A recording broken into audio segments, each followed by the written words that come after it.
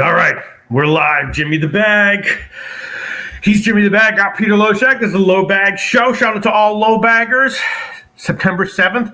The camera goes, and sometimes I'm raring to go, ready to go. Jimmy the Bag. I got caught a little bit by surprise by today's start. But I'm ready to go. I know one thing about this. I don't know what's going to happen in this show, but I know one thing. I'm not going to be betting on J Happ. That's for damn sure. And if a line comes out during the show, I'm very likely to be betting against him. Jimmy the Bag. I've been, I'm not on Twitter that much, but I peek here and there. And one time I peeked on Twitter, yesterday or the day before, and I think I saw it. Maybe I was hallucinating, but are you killing it in college football so far this year? Yeah, I hit 10 straight Thursday through Saturday. The 10-game winning streak snapped with San Jose State Saturday night. So 14-3 to start the year, and I'm so excited. And so the last few years. Now, then this is no disrespect to anybody, but the last few years, I've been watching other shows and listening to other people, and there's nothing wrong with that. That helps Catholic. Sure. But so far this year, college football, I've watched no shows. I've listened to nobody, and I'm just doing it, staring at the card all day and trying to not let other people. And even my leans are cashing right now. So I don't know how long this will last. Right. And we're going to cap a couple games, as they come to me, and I'm just staring. I'm staring at this card, this NCAA football card, for hours and hours, just looking at it, watching the market moves, and just sitting with it. And I'm so excited, man. I'm so pumped. Yeah, I mean, that sounds very disrespectful, but legitimately so, Jimmy the Bag. Why would you watch other capping shows where the cappers suck? What do you mean? Well, no, I don't mean anything like that. But I don't want – it was like when I was a stand-up comic for 17 years. I don't want to watch other stand-up comedy. I don't want other stand-up comedy in my head. I don't want other stuff. If I believe in myself, I'd like to move forward with my own thoughts and my own plan and my own – that's what I mean. I hear you. I kind of ignored a lot of stuff in life too, and now I realize I should have been reading the Stoics a lot earlier on. You know what I mean? Epictetus, Marcus Aurelius. But that's the only thing that I wish and I would recommend that to you and to anyone else watching today. All right, Jimmy the Bag. I think we're going to be okay on today's card. There's a bunch of bets I've already made, and of course I'll share them with everyone. I don't know if you've met any. How are you doing in baseball so far? I mean, this last time I spoke to you. Poorly. We're doing poorly. Is my mic? Jose saying my mic isn't sounding very good. Asking me to check it. I'm on my main. Okay, got the thumbs up from Jose. Okay, cool. It's not going very well in MLB. I'm about a unit off of my worst right now. On Friday, I went 5-6, down 1.55 units, and I haven't made an MLB bet since. So I'm 294 and 273, 21 games over 500, but my average line minus 111. So I'm hitting at 51.9%, which we know even at minus 110 won't give you a profit. At minus 111, you're down 11.22 units. ROI minus 1.98%. So, it's not all glory, Pete. Right. So what you're saying is there's probably some other handicapper who's killing it in baseball who's saying, no disrespect, but there's just some shows that I don't watch. And no disrespect, but right. I should be watching. Other baseball shows as much as possible. That's what no disrespect with that joke, Jimmy the Bag. I just had to make the joke. No, I get it. And I just want, when you're running hot, you should just trust yourself. I'll fall off and I'll need to watch other shows as much as possible. Yeah. I'm running hot. I just want to keep, I don't know. It's absolutely. I think the key is, don't bite off more than you can chew. And number two, don't get overwhelmed with information and start outthinking yourself and overthinking yourself. That used to happen to me a lot in sports betting. I would start out the year, I'd be seeing things very clearly, and then I'd get too bogged down in the minutiae, and I'd start to see some edge, and then see that the edge wasn't quite as big as I thought it was. So then I would go off the play completely, and all those sorts of things can affect you. So it's very much like a surfing thing. You're surfing the wave, and you just have to get a feel for surfing the entire season, and also know what points of the season you're good at. And it's still, to this day in my career, I'm much better at second halves of seasons in all sports than I am. I'm pretty good usually in the first couple weeks, but then, the middle is dicey, and then the second half is usually fine. So Jimmy the Bag. We're in a good part in the baseball season right now, and I'm feeling pretty good about baseball. I don't know if you remember from our last show, but there were a bunch of games that I analyzed. I didn't give official picks on, but I had a pretty good read on crappy pitchers who were due for better days last Tuesday, and that actually did turn out to be the case. So I'm very proud of that, Jimmy the Bag. So I think there's value in our shows, even when there's not an official pick on a game. I think overall we give very good analysis, and of course, the comment section is invaluable. Absolutely. Unbelievable. The comment section is spectacular. Thank you guys all so much for joining us. Also, we have our first NFL Beat the Line show tonight, 8 p.m. Eastern, with a Rob Bebenek. I can't wait for that. And I'm just about to lock in on, for sure, 5 futures that I broke down from about 13. I'm kind of trying to cut them down, cut. But I'll go over them all. I haven't bet them yet. I want to talk them all out one more time. So we have that at 8 p.m. Eastern. Shout out to everybody joining us. Arthur Mead, Henry Dice, Evan L., Nutflush, Alan, Walla Walla Dose, Nathaniel Montoya, Birdie, Cobra Sports 609, Gerardo Hernandez, Walla Dose. Slats 45 says, off the morphine. Can't wait for tonight's NFL show. Slatsy had a hernia surgery.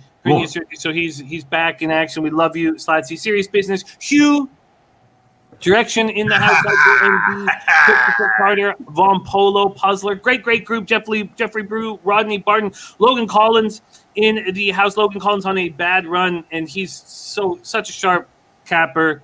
And these runs happen, you know that. And Logan Collins says his unit size is way, way beyond, in another world from ours.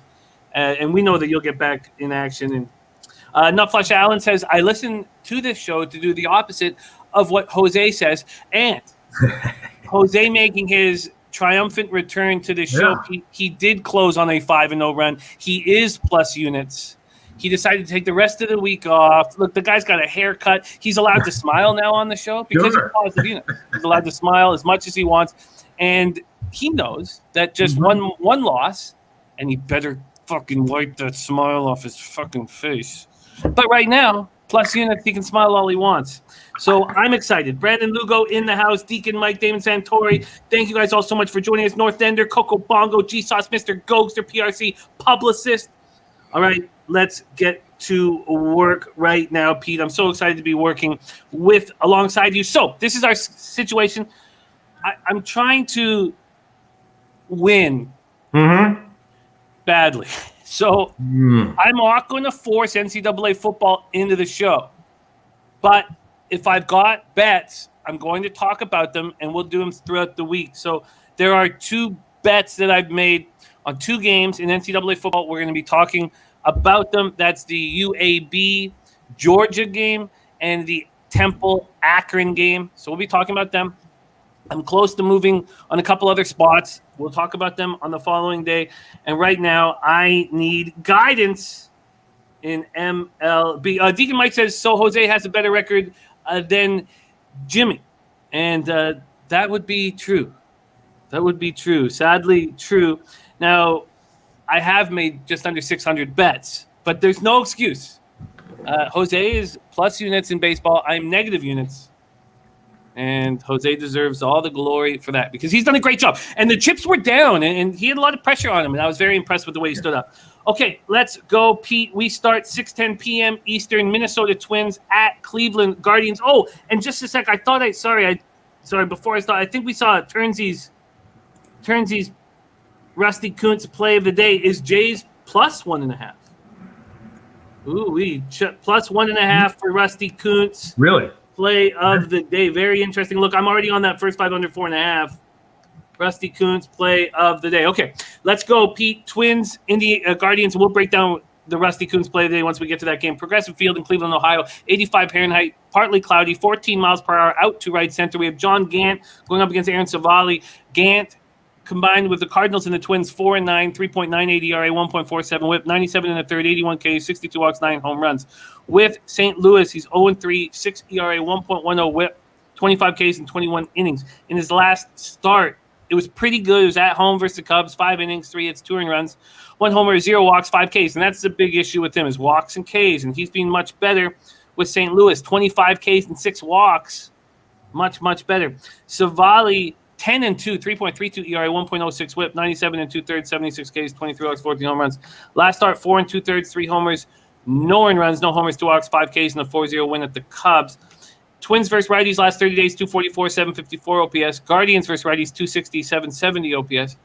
Twins bullpen, 3.61 ERA, 1.22 whip. Guardians bullpen last 3 days, 4.43 ERA, 1.46 whip. Let's set a table for Mr. Loshak. I've not moved on this game.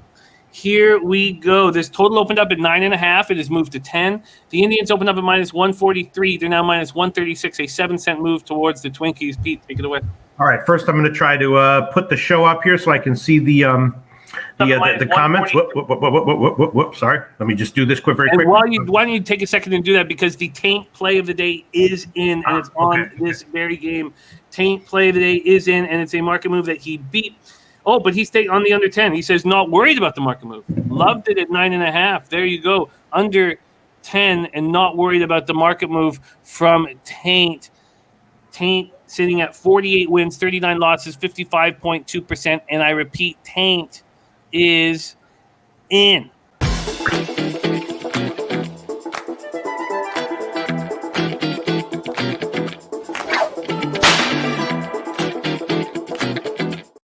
Big shout out to Don't Ask, Don't Tell, who says, looks like a meaty tank with a $10 dono. Don't Ask, Don't Tell, thank you so much for your support. We got Steve Profit in the house with the Taint play of the day, screaming Taint out loud. Pete, take it away. What do you think of Taint, and are you making a move on this game? I don't know about that total because I like Savali here and I don't like Gant here. I would much rather have Cleveland team total overs than full game. I would much rather have Minnesota team total unders than I would like to have the full game team total under. I think Gant is going to be very vulnerable here. This is one of the plays that I jumped on as soon as it came out. I took Cleveland full game. I took Cleveland first 5, and I did also take Cleveland first 5 and full game team total overs. So I'm not sure. I bet all those. Not sure which ones I want to give here officially, but Savali is looking like he's in prime form to come in and be excellent. Gant very, very vulnerable here according to my numbers.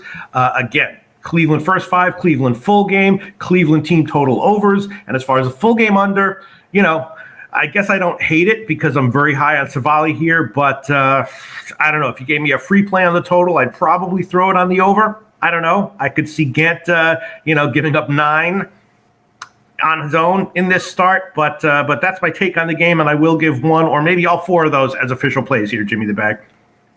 Very, very interesting, and decide if you want to give them all out. Viper MB says Gant is a bum. Mr. Goldie says Gant has a walk issue on the road. Rodney Barton said Savali coming off the IL. He should pitch good, but not a game that interests me. And Dave McCabe says hello from Thailand. Waiting for Houston. Seattle prediction says he took Houston. I did take the first 5 over. Deacon says, wind blowing out at 14 miles per hour. Still like the over 2.5 home run prop bet. Against Gant, these Twins are hitting 067 with a 396 OPS. 1 for 15. Very small sample size there. Against Savali, 15 for 68, 221 with a 622 OPS, so a nice sample size there. Let's take a look at the cash flow in this spot. And where is it? Here we go. 3,467 tickets in. Nice sample size. 83% of the tickets, 90% of the cash on the Indians. And yet, a small move towards 7-cent move towards the Twins. Mm-hmm. Very, very interesting there. And then from a total standpoint, Pete, we don't have the cash in. It's not in yet, but 72% of the tickets are on the over, and we've seen it move from 9.5 to 10. All right. Well, the Cleveland team total went from 4. I got it at 4.5. Got a good number. Now I'm seeing up to 5.5, and I don't know if I'm going to be able to, because I give up to the second lines. I don't, give stale lines that I might have bet myself. So let me see where the 5.5 at plus money. I'll definitely give Cleveland on the first half though, first 5 innings, and that'll be. Let me see. What are we looking at? Minus. Sorry. Let me just. Friggin' caffeine hasn't kicked in yet. It should kick in about 30 minutes. I'll give Cleveland minus 140. That's a current line at Pinnacle. First 5 innings, that's definitely an official play. And then, I'm liking the Cleveland team total overs as well. Although I liked it a lot more when it was 4.5 when I got a good number. Cleveland first 5, money line minus 140. And then I like the team total overs as well for Cleveland. And are you going to make those team total overs official or just the Cleveland first 5? Yeah, right. Why not? Let me see. I guess it's predicated on, all right, I'll give, all right, first 5 team total over Cleveland, 2.5 minus 129, current line at Pinnacle. I'll give that one. 2.5 and minus 125. Interesting.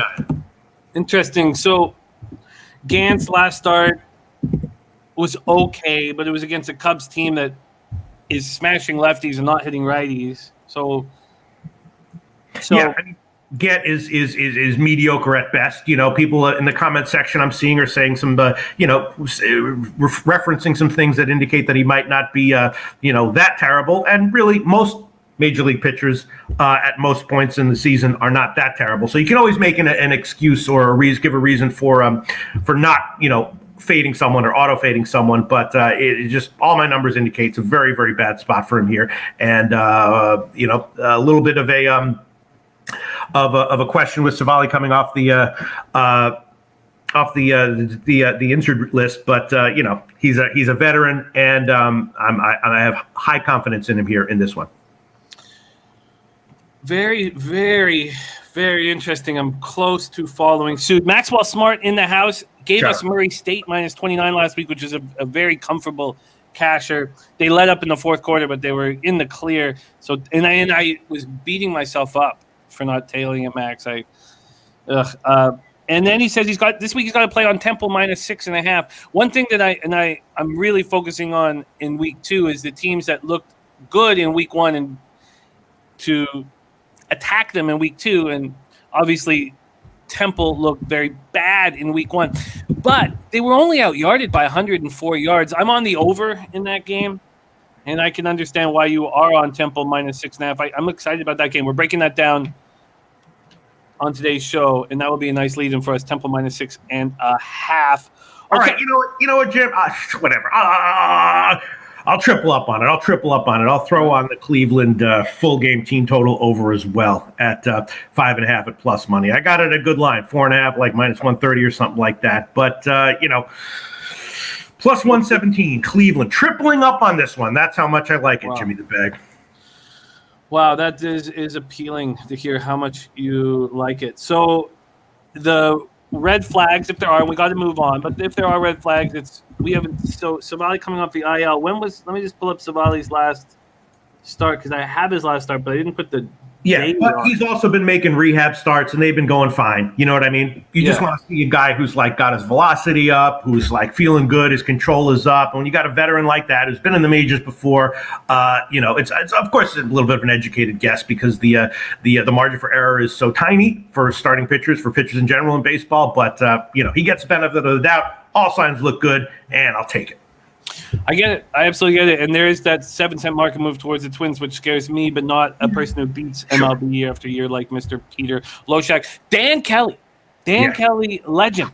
Dan Kelly says, OG Lowbagger tip of the day, money management is paramount to success in sports. Hell yeah. Can I get maybe $1.50 of that or $2 maybe? Can we work that out after the show?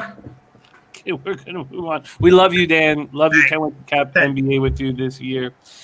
We move on. 6:35 p.m. Eastern, Detroit Tigers 65-74, 30-39 on the road at Pittsburgh Pirates 49-89, 29-38. We know that Willie Peralta is going to be on the bump, and I've been saying to you that Willie Peralta is not as good as numbers indicate.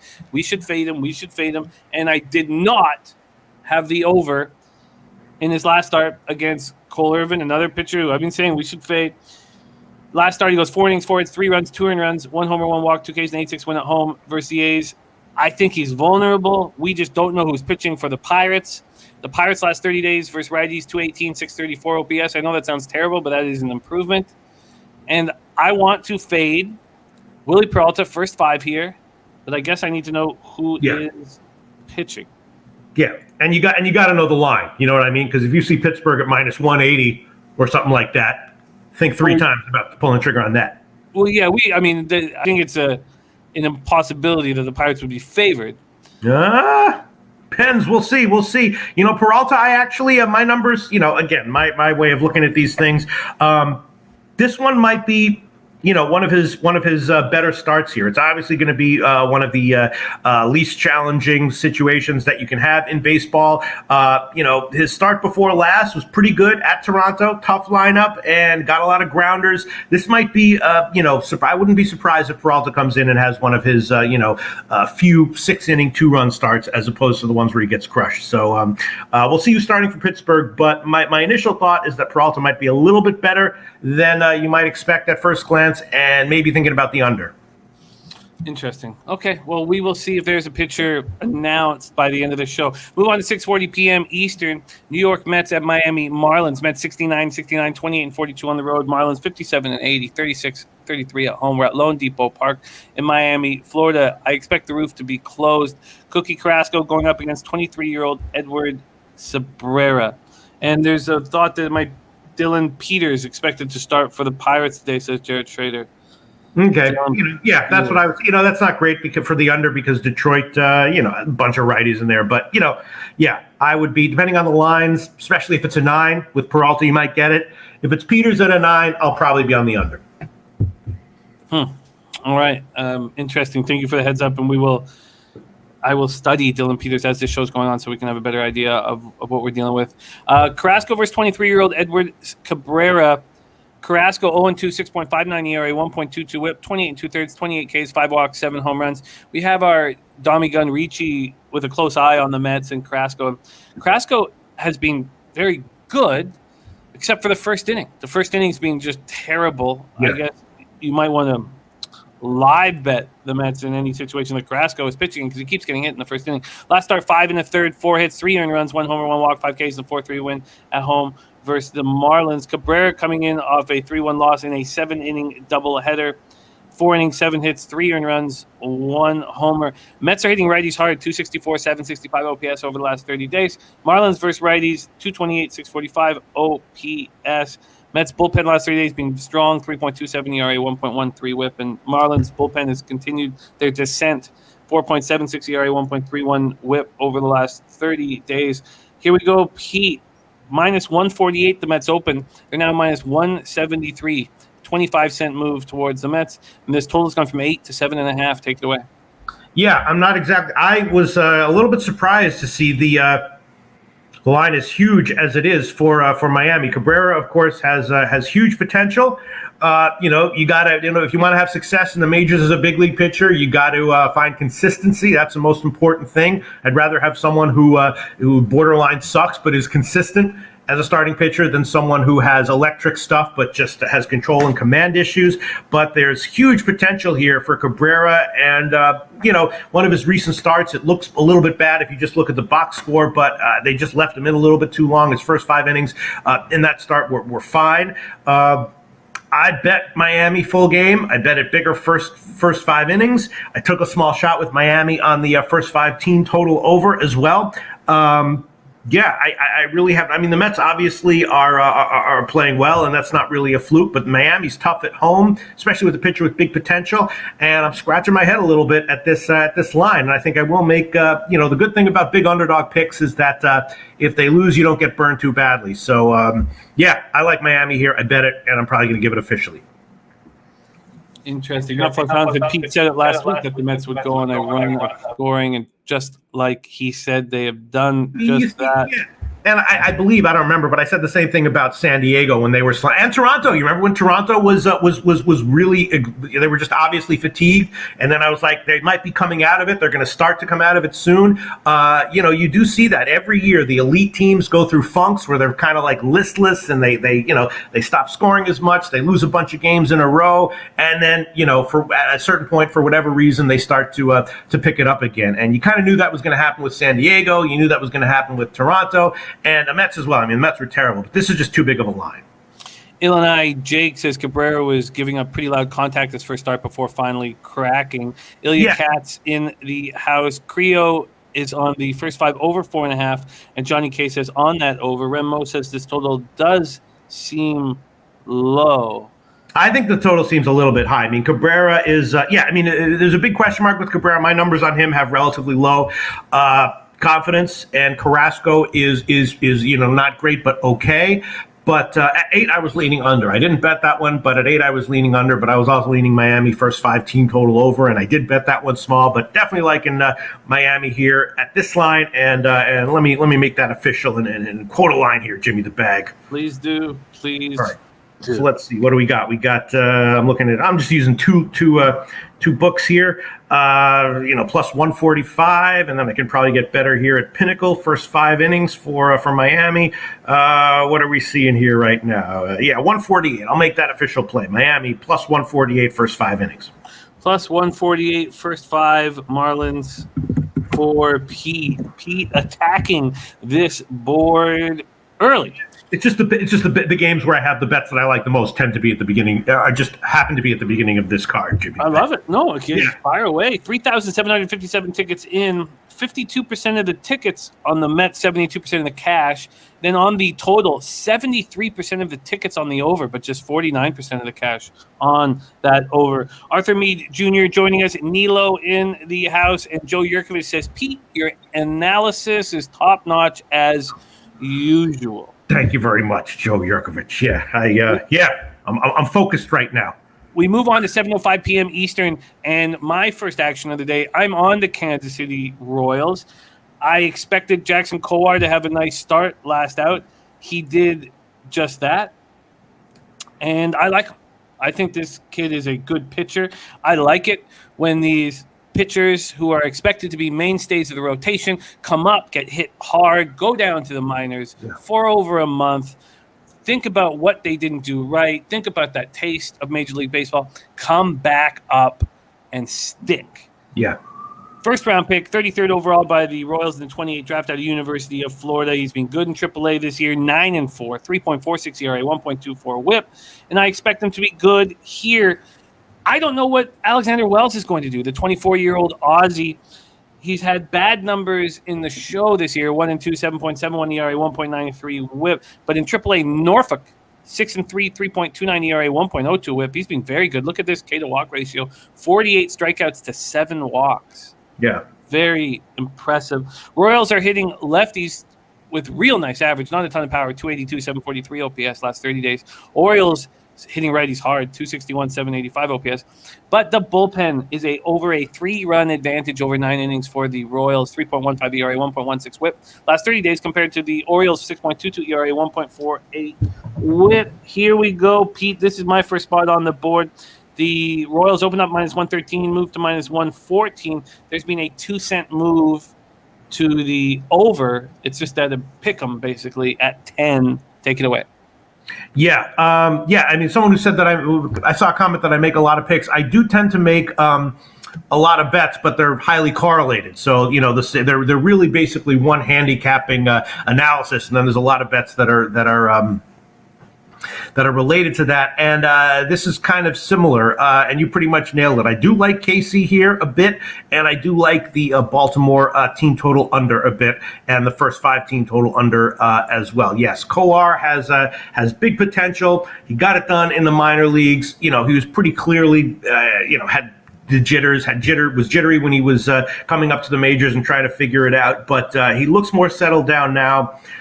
I have no reason to believe that. I mean, the youngsters are always inconsistent. It's not just when they put one good major league start together, all of a sudden, bam, they're Adam Wainwright. There's usually for the first year or sometimes 2 or sometimes more, I would expect inconsistency from guys like Kowar. But, I'm willing to give him the benefit of the doubt here as well. So I like KC first 5. I like the Baltimore first 5 and full game team total unders as well.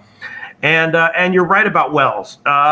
He hasn't really shown it at the major league level yet, but the potential's obviously there. This might be the start that happens for him. But that's what I bet so far, Jimmy the Bag. I did bet KC first 5 and the Baltimore team total unders. I think that's a very interesting look on Baltimore team total over. It's 4.5 juice to the over in this spot.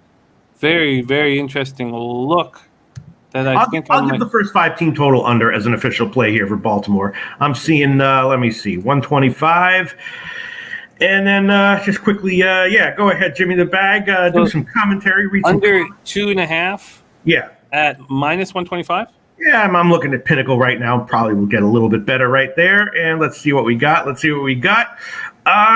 Yeah, where are we? Yeah, 123. I'll make that official to start. Baltimore, team total under 2.5 minus 123.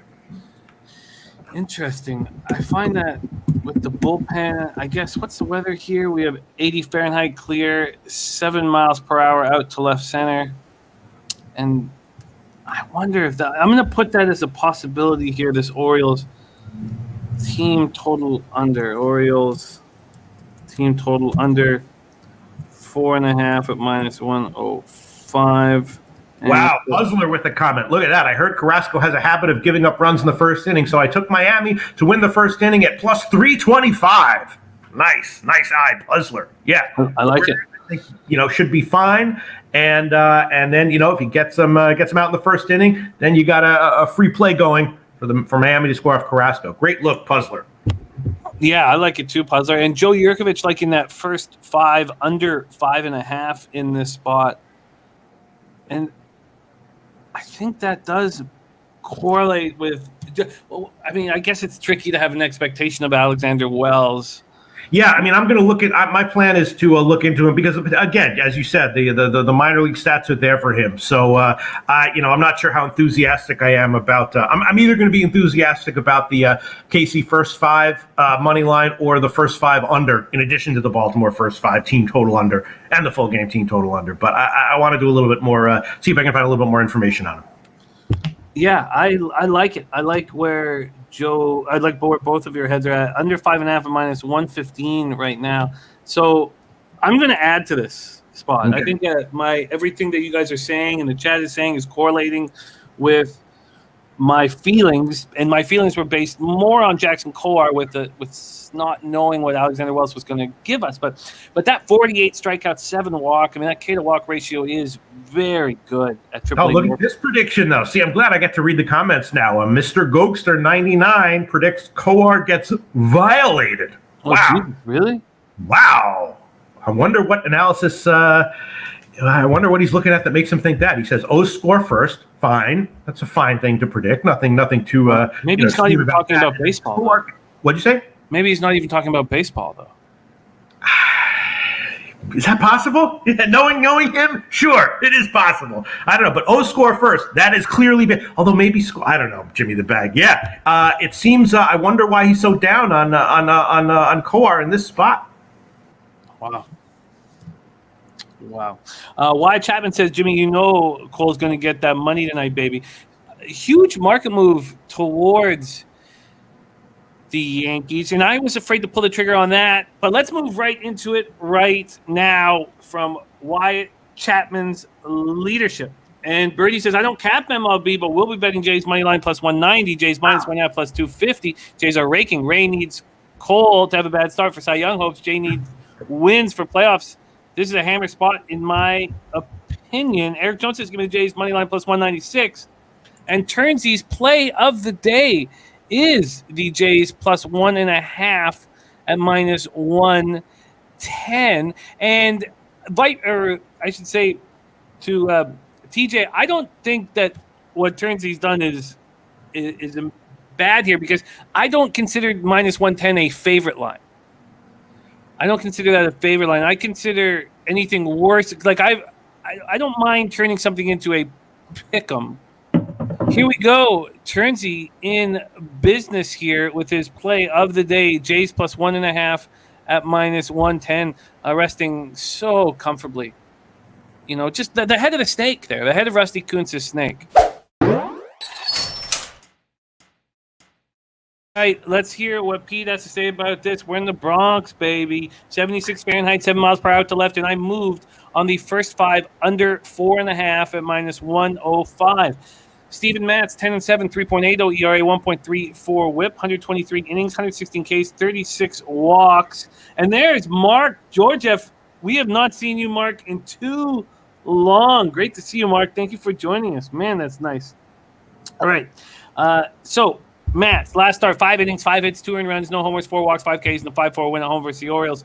He's been better on the road this year than he has been at home, and I know those splits are confusing because the Jays are at 3 different home spots, but let's focus on the road. On the road, 7-4, 3.54 ERA, 240 opponent's batting average. Garrett Cole, since Sharpie put us on Garrett Cole over 4 starts ago, we've been eating. He's been making us money, And it's become trickier because everybody knows what's going on, and they're becoming much bigger favorites. Remember, the first time we backed Cole on this run, he was in Oakland, and he opened at minus 135 and went off to minus 150. We don't get those numbers anymore. His last start, 7 innings, 4 hits, 1 earned run, no homers, no walks, 15 Ks in a 4-1 win at the Angels. At home, he's 6-2 with a 2.39 ERA, 202 points batting average, better than he is on the road. Yankees. Jays are hitting righties okay, not as much as you would expect with their run of late, 249, 755 OPS. And Yankees aren't hitting lefties, 231, 698 OPS. Jays bullpen last 30 days, 3.96 ERA, 1.29 whip. Yankees bullpen 3.43 ERA, 1.27 whip. Here we go, Pete. Big game. Yankees open up at minus 183 at Pinnacle. They're now minus 224. So a big 41-cent move over to the Yankees. Then this total sitting at 8.5. It's actually made a 4-cent move towards the under, but it did go up to 9 briefly at Pinnacle. It went up to 9 for 3 minutes. Actually, so it's gone up to 9 a few different times. Sorry, twice. It's gone up at 9:24 a.m. It went up to 9, and it lasted there for 26 minutes before it went down to 8.5, and then it went back up to 9 at 10:12 a.m. and only lasted for 3 minutes. Pete, take it away. Yeah, I mean, this is Cole. Cole was absolute money before everyone knew about the sticky stuff issue. I've talked about it in many shows, and you will see this in future years in baseball as well. I guarantee you, an absolute dominant elite starting pitcher who's a good bet, even as a massive favorite on first 5 innings, and betting the opposing team's first 5 team total under, even at 1.5, minus 180.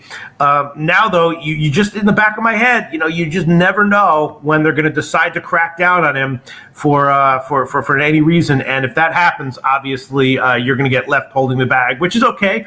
If you get left holding the bag once and you get left dropping the bag, I guess would be the opposite of that, a bunch of times in a row. So, the obvious play here, I bet the Yankees as soon as the line came out. I bet the Yankees first 5 money line as soon as the line came out.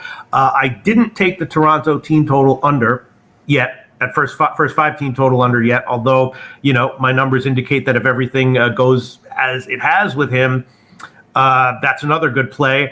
And my analysis here also is not super high on Matt's either, so that helps. His peripherals recently are a little bit questionable relative to the actual results that he's gotten.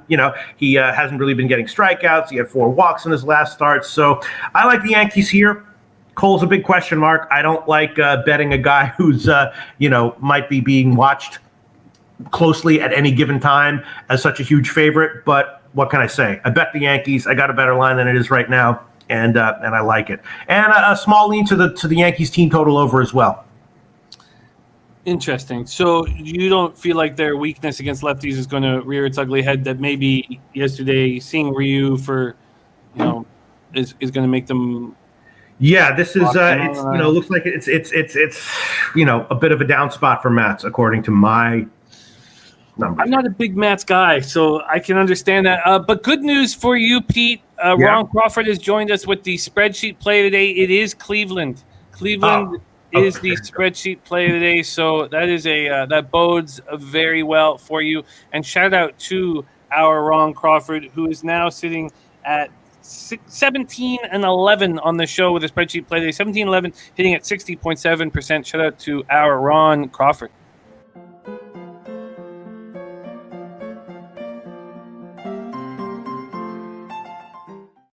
Alrighty.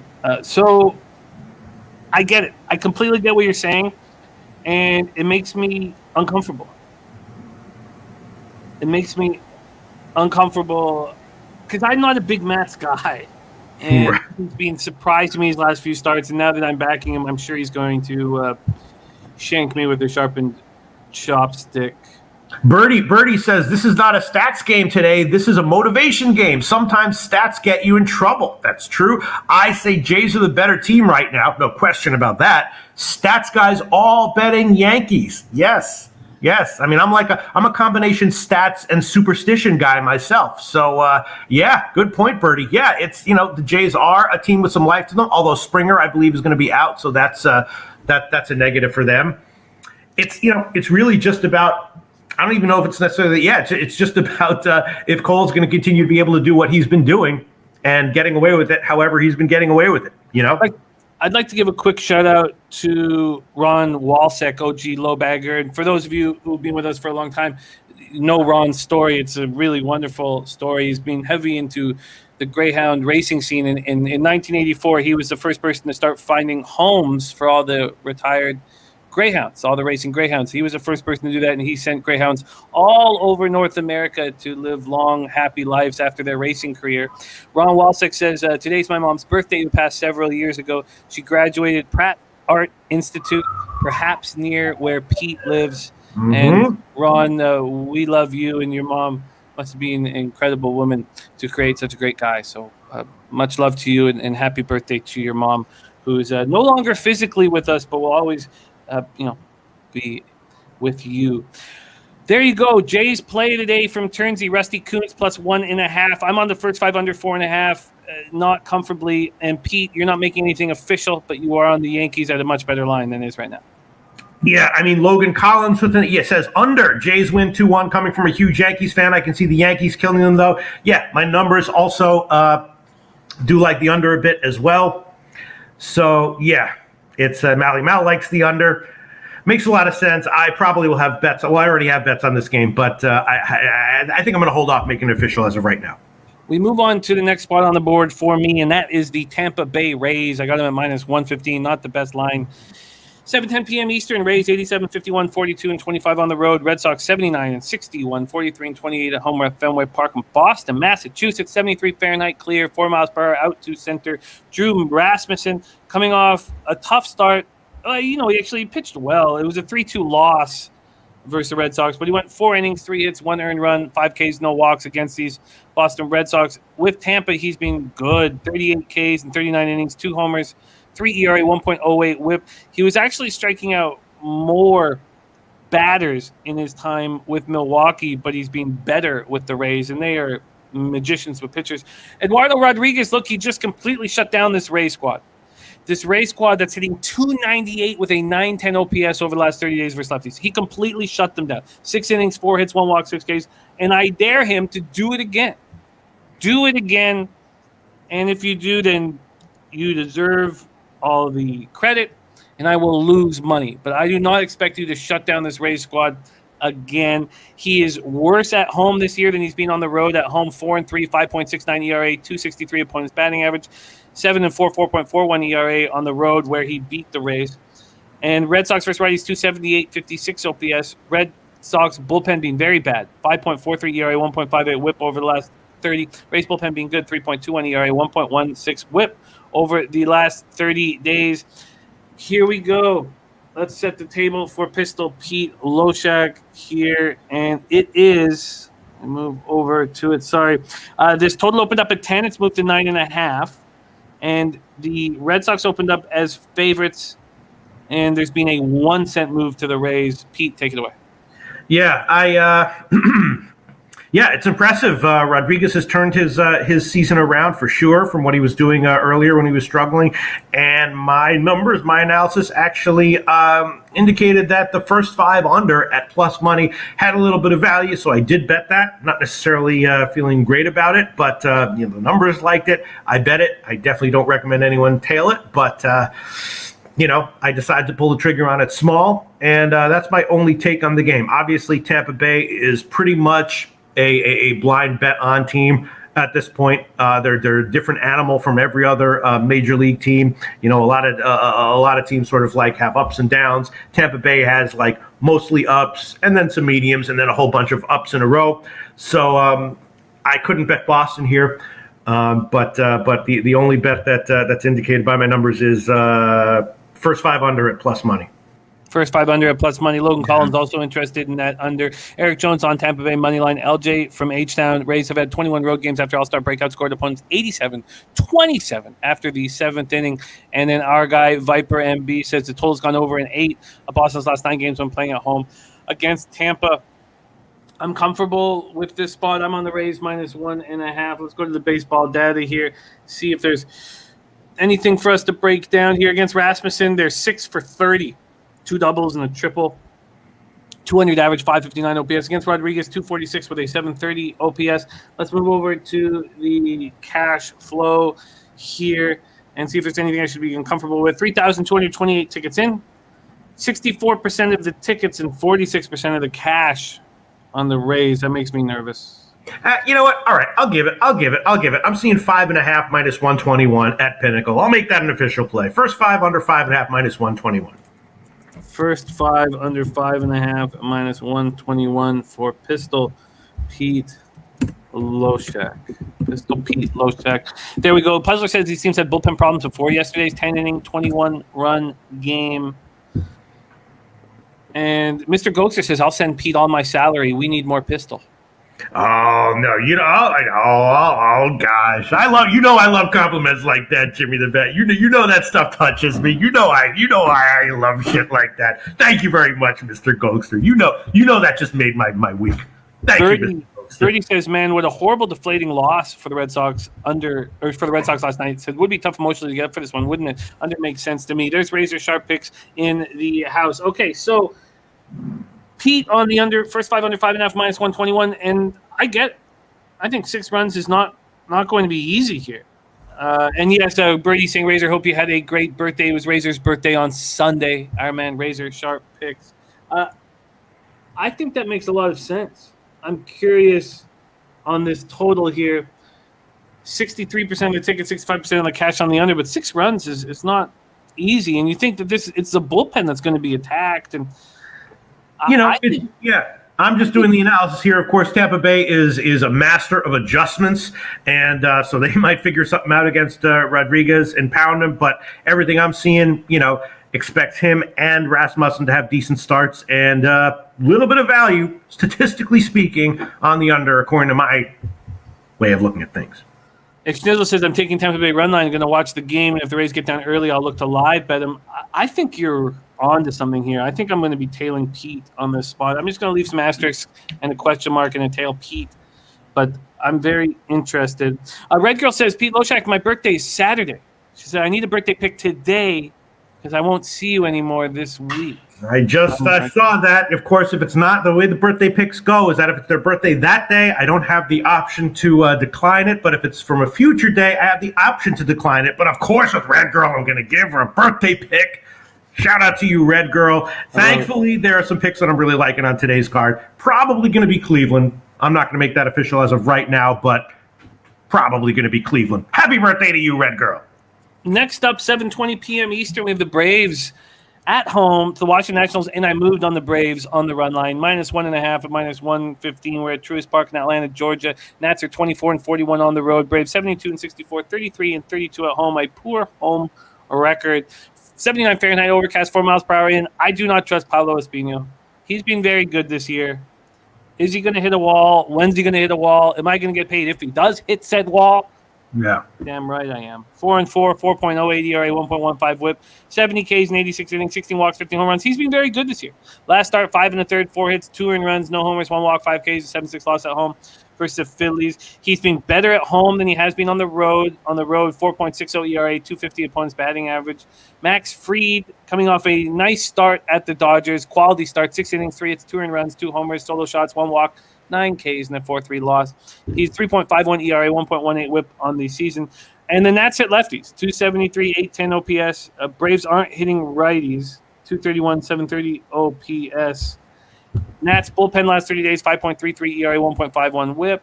Braves bullpen last 30 days, 3.96 ERA, 1.30 whip. So it's getting worse.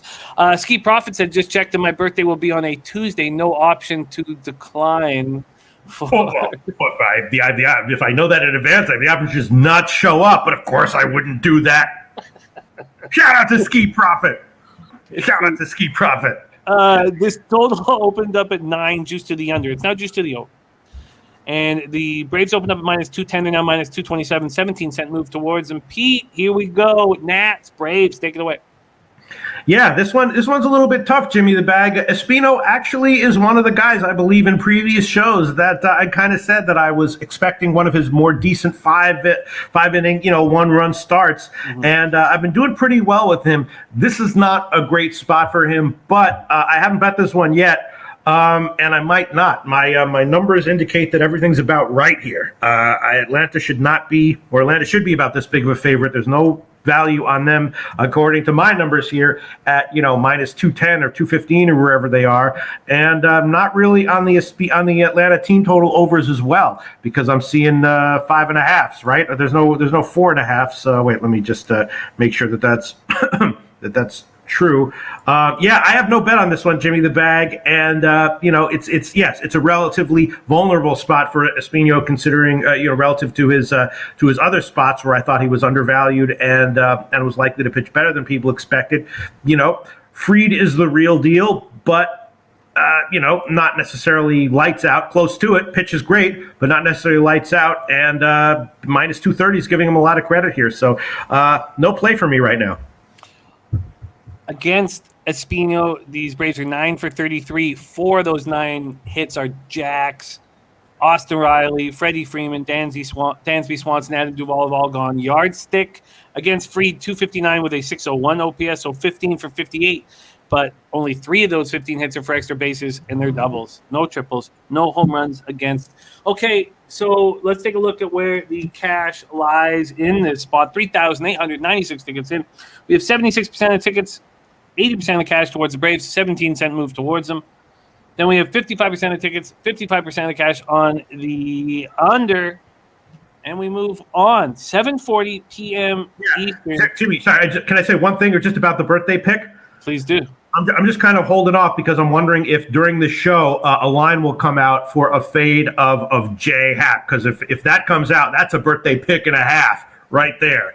But so I'm just kind of waiting for that. You know what I'm saying, Jim? I hear you, and that makes perfect sense, and that tells us all what we should do as soon as we can bet that game. Yeah, as well. The birthday pick has also won 2 in a row, Jimmy the Bag. It has. Oh, yeah. Look, we're watching closely. We're watching closely. And Logan Collins says his buddy's friend just put $600K on the Indians game under. Makes a lot of sense to me. Ron Crawford's spreadsheet Atlanta. Okay, even at minus 230 or wherever it is. Well, he didn't make it the spreadsheet play of the day, probably because of that. But it's a play. Yeah. Okay. And Schnizzle says, come to Cleveland for a Browns game. Your tickets on me, player. Oh, God, that sounds so good. So good. As soon as I can drive across the border, I'm coming to Cleveland, man. I love Cleveland. Cleveland's actually fun as hell. I actually spent a couple months there. I was like, it's just a bad reputation, all this stuff. It's fun as hell. Oh, I love that downtown core. I'm with you totally. And we would come. We'd go down. Attitudes, great. Better than New York, I'll tell you that. Way better than Brooklyn, I'll tell you that right now. We would go down to see LeBron play for cheaper than it would be to see him play in Toronto. Hell yeah. There we go, Reds. Go ahead. Reds, Cubbies next up, Pete. And it means the triumphant return of Jose Bouquet, who went on a massive winning streak. And let's just pull it up right now. A massive winning streak to be 34 wins, 33 losses, up 0.57 units, ROI 0.85%, average line plus 100. There was a comment, when we were celebrating Jose, and the guy was saying he's 34 and 33. That sucks. And it's like, you don't get it, you stranger from the Twitterverse. Publicly putting out your plays and having them contested and broken down and having to stand behind them and having them honestly tracked and is a very difficult thing. And I'm extremely proud of his run, hitting 5 straight when he had to go 5-0 for 3 days. And those 5 straight, 2 were plus units. He has plus unit bangers all over this. And I was very impressed, Pete. And then not only does he hit the black, but he decides that, winning cappers make their own decisions and he fucks off. He takes the rest of the week off, which was a thing of beauty, something I respected very, very, very much. He is now allowed to smile on camera. A winning capper. Please welcome to the show, Jose Bouquet, and the Say Hey play of the day. Now, Pete, while he was gone, I was a little, I was impressed, and also I wanted to take over the Say Hey play of the day, and I did, but the people wanted Jose back, and here he is back in action. Jose, welcome to the show, my man. How are you? Jimmy, I'm doing well. Hello, everyone. It's nice to see everyone.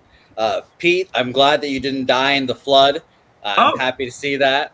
And Jimmy, I'm happy to see your beautiful face again. If I could kiss that big forehead of yours, I would. And Wow. you would possibly get stabbed before you got your lips on me. Just a heads up. But I care about you, Jose. Here we go. Ilya Cat says, Grizz jersey, let's go. JJB says, who is that stranger?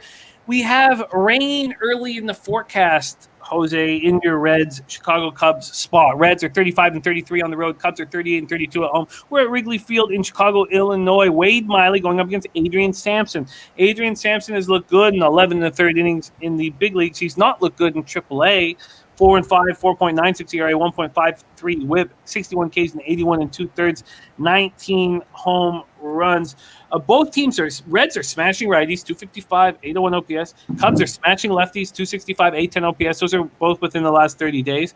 Wade Miley's been excellent all year, but he's coming off a start where he got touched pretty violently. 12 hits, 5 earned runs, 3 homers in 4 innings, and a 5-4 loss in a 7-inning doubleheader. Both bullpens have been weak. Here we go, Jose Bouquet. You can smile, you can feel good about yourself, but you are hanging precariously in the black. Take it away. Yeah, so while I was away, apparently the Cubs have gone on a little bit of winning streak, huh? The Cubs have gone on a little winning streak. They're hot, and it's mostly being propelled by 3 guys. Man who took credit, or I guess he earned them the win last night. A little bit of Matt Duffy, a little bit of Ian Happ, and Patrick Wisdom, of course, the guy I got them to walk off. It slipped my mind, but I got him there. So those 3 have been the major catalyst to this success for them. Wade Miley today against those 3 guys. Patrick Wisdom, 1 for 7, 2 Ks. Matt Duffy, 2 for 10. And Mr. Where is he? I can't even see anymore. I'm so bad at this now. This is terrible. But but the point is, I think the Reds win today. They snap the 7-game winning streak. They win big. Give me the Reds run line. I believe right now, currently on Pinnacle, you got it at plus 101. So back on my plus money bullshit again. But I just think, maybe even Cubs management's like, hey guys, calm the fuck down. This is enough of this winning shit. I think the Reds stop them today. They got a fortunate, not really a fortunate, but they got a walk-off win yesterday. I think that's probably the crescendo. After that, they come back down hill. So give me the Reds run line today. Reds run line. Pete, this spot opened with the Reds at minus 164. A very mysterious 15-cent move towards the Cubbies. This total's gone from 10.5 all the way down to 9.5. What are your thoughts on Jose on the Reds run line? And do you have a move on this game? No. First of all, Jose, you look great. You look based. Where I come from, that's what we would describe someone. You look based, Jose. And also, I want to say, Jimmy the Bag, I'm a man of my word. And I said if it's Peters and 9 in the Pittsburgh game, right, I would take it, right? Well, it's Peters and 9, so I got to take it and make an official pick before it moves. Under 9 minus 112 in the Pittsburgh game, okay? Can we make that official? Under 9 at minus 112. Okay, I've got it. Locked in. Keep going on this spot here. Reds Cubbies. Yeah, so this one is another one. When the total came out at 10, I mean, obviously, like you said, Jimmy the Bag, the smashing righties, smashing lefties. Miley got crushed in his last start, and Sampson is an impressive guy. He's someone you want to root for, but the talent is just not quite there. It's major league talent, but he struggled in the minors. He's coming up here and outperforming his stuff. Not sure what to think, but I did. The total was just significantly too high. And I'm not just saying that because now it's gone down a half run and I can say I beat the number. I really did take this one at 10. I got minus 118. Now it's down to 9.5. So if it were 10, I'd give it as an official play. At 9.5, I might give it as an official play as well. You can make a good argument for the Cubs team total under. Cincinnati, low confidence numbers all around here this game. But a lean to the under, though. An interesting market move here. Big market move. And, Jose often gets, made fun of a bit on the show. But today, a lot of positive stuff mixed in with but a lot of positive stuff. Glad to see you're back. How much are tickets for the gun show? Says Birdie. I mean, a lot of kindness here. A lot of kindness towards Jose. Okay, here we go. Wade Miley against these Cubbies. 240 with a 664 OPS. Of course, Frankie Schwindel gets to him. Of course, Frankie gets to him. Adrian Sampson, 294, 824 OPS. And a very peculiar 15-cent move. Let's just see where the cash lies in this spot and then figure out why. 3,694 tickets in, 80% of the tickets, 76% of cash on the Reds. Strange. 48% of tickets and 99% cash on the over, but we don't know if they came in at 9.5 or 10 or 10. If we don't know. Interesting. Why do you think the Reds are so cheap for this spot, Pete? The Reds? Yeah, minus 154, 15-cent move towards them. Why do you think? Wait, the Reds? I saw the Cubs were like plus 150 on the overnight line, though, right? No, the overnight. Well, I mean, at Pinnacle. Yeah. Okay. So I'm seeing a small move from the overnight line in favor of the Cubs. Yes. Yeah. Exactly. Yeah. Yeah. Why? Well, because it's a big line. I'm not sure that the Cincinnati lineup justifies that big of a line for them, and Miley has questions as well, along with Sampson. I have Miley. My numbers rate again. There's big question mark. The confidence numbers all around, and regular viewers of my videos know that the confidence numbers are more important than the edge numbers. Low confidence all around here, but the edge on the total at 10 was so big that I went on it anyway. I hope I'm certainly not going to bet this aside here. If you gave me a free play, I'd probably take the Cubs. But having said that, I hope Jose wins. I did bet the under, though, at 10. Jose Sehe play of the day is the Reds minus 1.5 at plus 101. Jose, we got big games to move on to, but do you want to give us a little bit of an idea of what you were up to on your days off? Well, I went to the beach. All right, there we go. Next up for us, Philadelphia Phillies at the Milwaukee Brewers, 7:40 p.m. Eastern. Phillies 71-66, 32-38 on the road. Brewers 84-55, 38-31 at home. American Family Field in Milwaukee, Wisconsin. 73 Fahrenheit, partly cloudy, 13 miles per hour out to right field. Aaron Nola going up against Eric Lauer. I moved on the over in this spot, Pete. I moved on the over at 8 at minus 115, and it's 8.5 across the board. That's what I wanted to see. Splits-wise, we've watched Aaron Nola look terrible on the road all year. 3-4, 5.57 ERA, 246 opponents batting average. Oh, by the way, Sabino Anguano in the house, and God, Sabino, and I said it too, and I didn't follow it because I was thinking about you. I mentioned you. Sabino Anguano, Milwaukee-based, lives in Milwaukee, loves the Brewers, and he said on the Friday show, he goes, I'm on the Cards heavy here. I'm on the Cards. I'm a Milwaukee guy. I know, and then the Cards won that game 8 or 9-1, so shout out to Sabino Anguano. And I even said, I was like, those are the things that Pete looks for, and I still didn't tail that, which was an ass clown move, but shout out to Sabino Anguano. And then Eric Lauer has the same situation with his splits. On the road, he's much better than he is at home. On the road, 1-2, 2.79 ERA, 214 opponent batting average. At home, he's 3-3, 3.99 ERA, 240 opponent's batting average. And he looked so good in that last start in San Francisco, and now he comes back home. Both bullpens have been vulnerable late, especially the Brewers bullpen, which is hard to believe.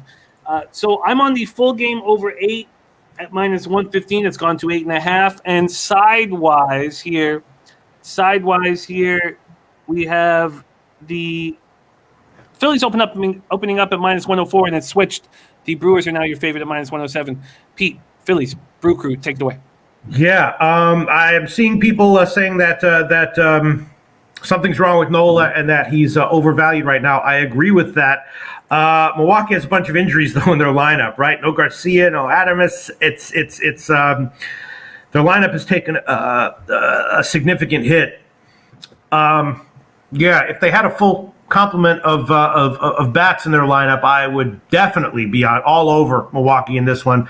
I'll probably still be taking that as well, but I haven't pulled the trigger yet. Yeah, Lauer looks like he will be vulnerable in this spot as well. Nola, I think, is wearing down for sure, so maybe it doesn't really matter. I just want to look into it a little bit more and haven't pulled the trigger yet. It's just the guys who are out for Milwaukee makes me think twice about just automatically, pounding the over here or the team total over against Nola. Now, it is Joey Yurkovich says weather looks good. Roof expected to be open. I expect the roof to be open too.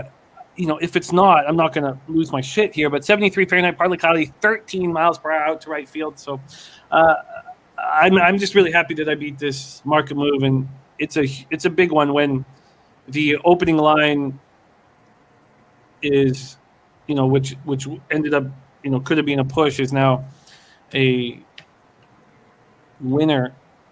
I love it. Okay, so Pete. Sabino says Nola will bounce back today. Brewers are resting players, and also they're starting to take out the starter after the 5th inning. Arthur Meade Jr. says it is mental with Aaron Nola. Jacksonville Joe says Milwaukee looked bad. And also from Sabino says,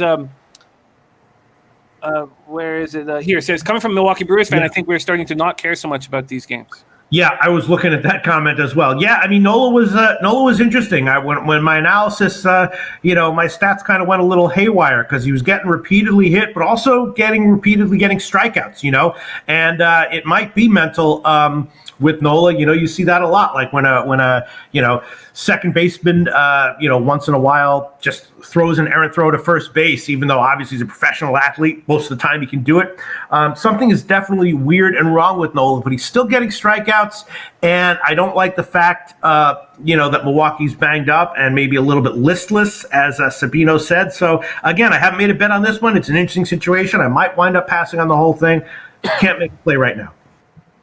Okay. But you are leaning towards back in the Phillies? Okay, no worries. I don't even know, Jimmy the Bag, to be perfectly honest. And when people say, just to be honest, they're usually lying, but I'm not. Yeah. I don't know, man. I don't know. All right. Well, we will roll on. Next up for us is just briefly talk about it because we don't know who is pitching against J.A. Happ. But the Dodgers are hitting okay against lefties right now. God, they're so streaky versus lefties. But 234, 763 OPS. J.A. Happ looks vulnerable. And then we said it on the show. We're like, he had that great start, but 3 of his 5 starts were against the Pirates. Yeah, started with the Cards, and he looked vulnerable and is vulnerable. 87 Fahrenheit clear, 11 miles per hour out to left center, at Busch Stadium, St. Louis, Missouri. Tell us your feelings on how you want to attack this game once it's available. Yeah, just waiting for the lines to come out. If the first 5 team total over for the Dodgers is 4.5, I don't know if I'm going to automatically play that, but we'll see what the lines are when they come out. Definitely looking to fade Happ here. Yeah, it makes absolute sense to fade Happ. I also, if I can get my hands on that 9 after the show that you talked about with the Pirates game, I think that's a very good look. And the more we talk about it, and the more I hear Sabino going off about the Brewers not trying at this point, the Phillies need this win so badly. I guess it's just Nola on the road can't be trusted. I guess that's the problem. Nola on the road can't be trusted. Philly is obviously a team with some life to them, but after yesterday, and Nola is just there's something weird going on with them. I agree. Okay, so fade Happ. Logan Collins says, I believe Price is pitching. Sure, we just got to know the line. I mean, if it's Dodgers minus 250, I don't know. We'll see. Mm-hmm. And Vipe says totals gone under in 10 of LA Dodgers last 11 games. We move on to an over bet for me. First 5 over 4. I got 4.5. Let me just pull out the exact line that I got here. I got first 5 over 4.5 at minus 115, and that is the Mariners Astros. This is the 3rd time that both these pitchers have seen the opposition in their last 4 starts. And Odorizzi likely has more tricks in his bag than Logan Gilbert, but Logan Gilbert just shut this squad down. Yeah. And we saw the market moving towards the Mariners, moving towards the under, and I was perplexed by it. Of course, we're taking so much more time with what the market is doing on these games than we have before. And I need to do better with the information because it was screaming at us. And I kept saying it over and over again. The market's telling us Logan Gilbert's going to have a nice start. But it's one thing just to say it out loud. It's another thing to bet it. And I did not Bet it. 1-0 win at home for Houston. Gilbert was pitching horribly. Yeah. When he turned it around, and it was just whatever. Odorizzi at home, 2-3, 3.62 ERA. Opponents hitting 239 against him. He's better at home than on the road. He's coming off that start, that 1-0 loss at the Mariners. He pitched well, 5 innings to its 1 earned run. The Mariners versus righties, 214, 672 OPS last 30 days. Astros, 282, 759 OPS. Mariners bullpen's been much, much better than the Astros bullpen.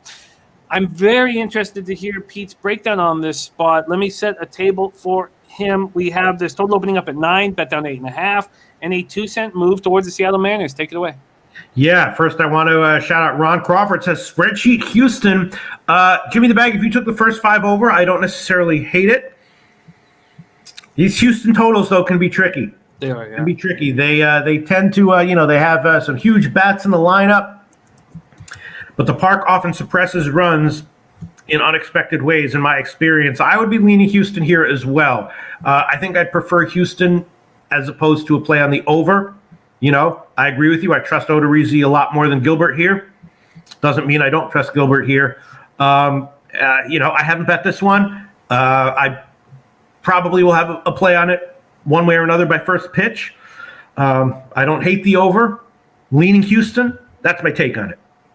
Yeah, I think the Houston first 5 is a pretty nice price on the -0.5. By the way, on the over in the Phillies Brewers, I forgot to mention the batter versus pitcher stats. And Nola, 312, 903 OPS they have against Nola. And against Lauer, 351, 1.211 OPS. So both pitchers get touched. And then here, we know they just came off really nice starts against the opposition, but Gilbert's still 270 batting average against them, 722 OPS. And then Odorizzi, 192 with a 706 OPS. I would like to stick on the first 5 just because of how good the Mariners bullpen has been of late. But I think I should add let's just look at the cash before I say that. Let's look at the cash here. Here we go. In the Astros-Mariners spot, 3,253 tickets in, 65% of the tickets, 55% of the cash. Strange. And then 57% of the tickets, 66% of the cash on the over. Very interesting. Yeah, a couple of comments I want to shout out. First of all, Robert Cherry, the Pamper Pop play of the day. 17-7. ROI, 82%. Average line, -105, -125. Shout out to Robert. When you hear Pamper Pop play of the day, you're thinking, yeah, probably 10-12 maybe. 17-7. Shout out to Robert Cherry. And then second of all, Big Mastro 68 says, baseball kills me. I never bet it anymore. Maybe a 1 inning under here and there. Yeah, I mean, baseball is an interesting sport because it's all about percentages. You know what I mean? It's not quite the same as if definitely not football or even basketball, where there can be more reliable bets that and the final score is much more indicative of how good or bad your bet was.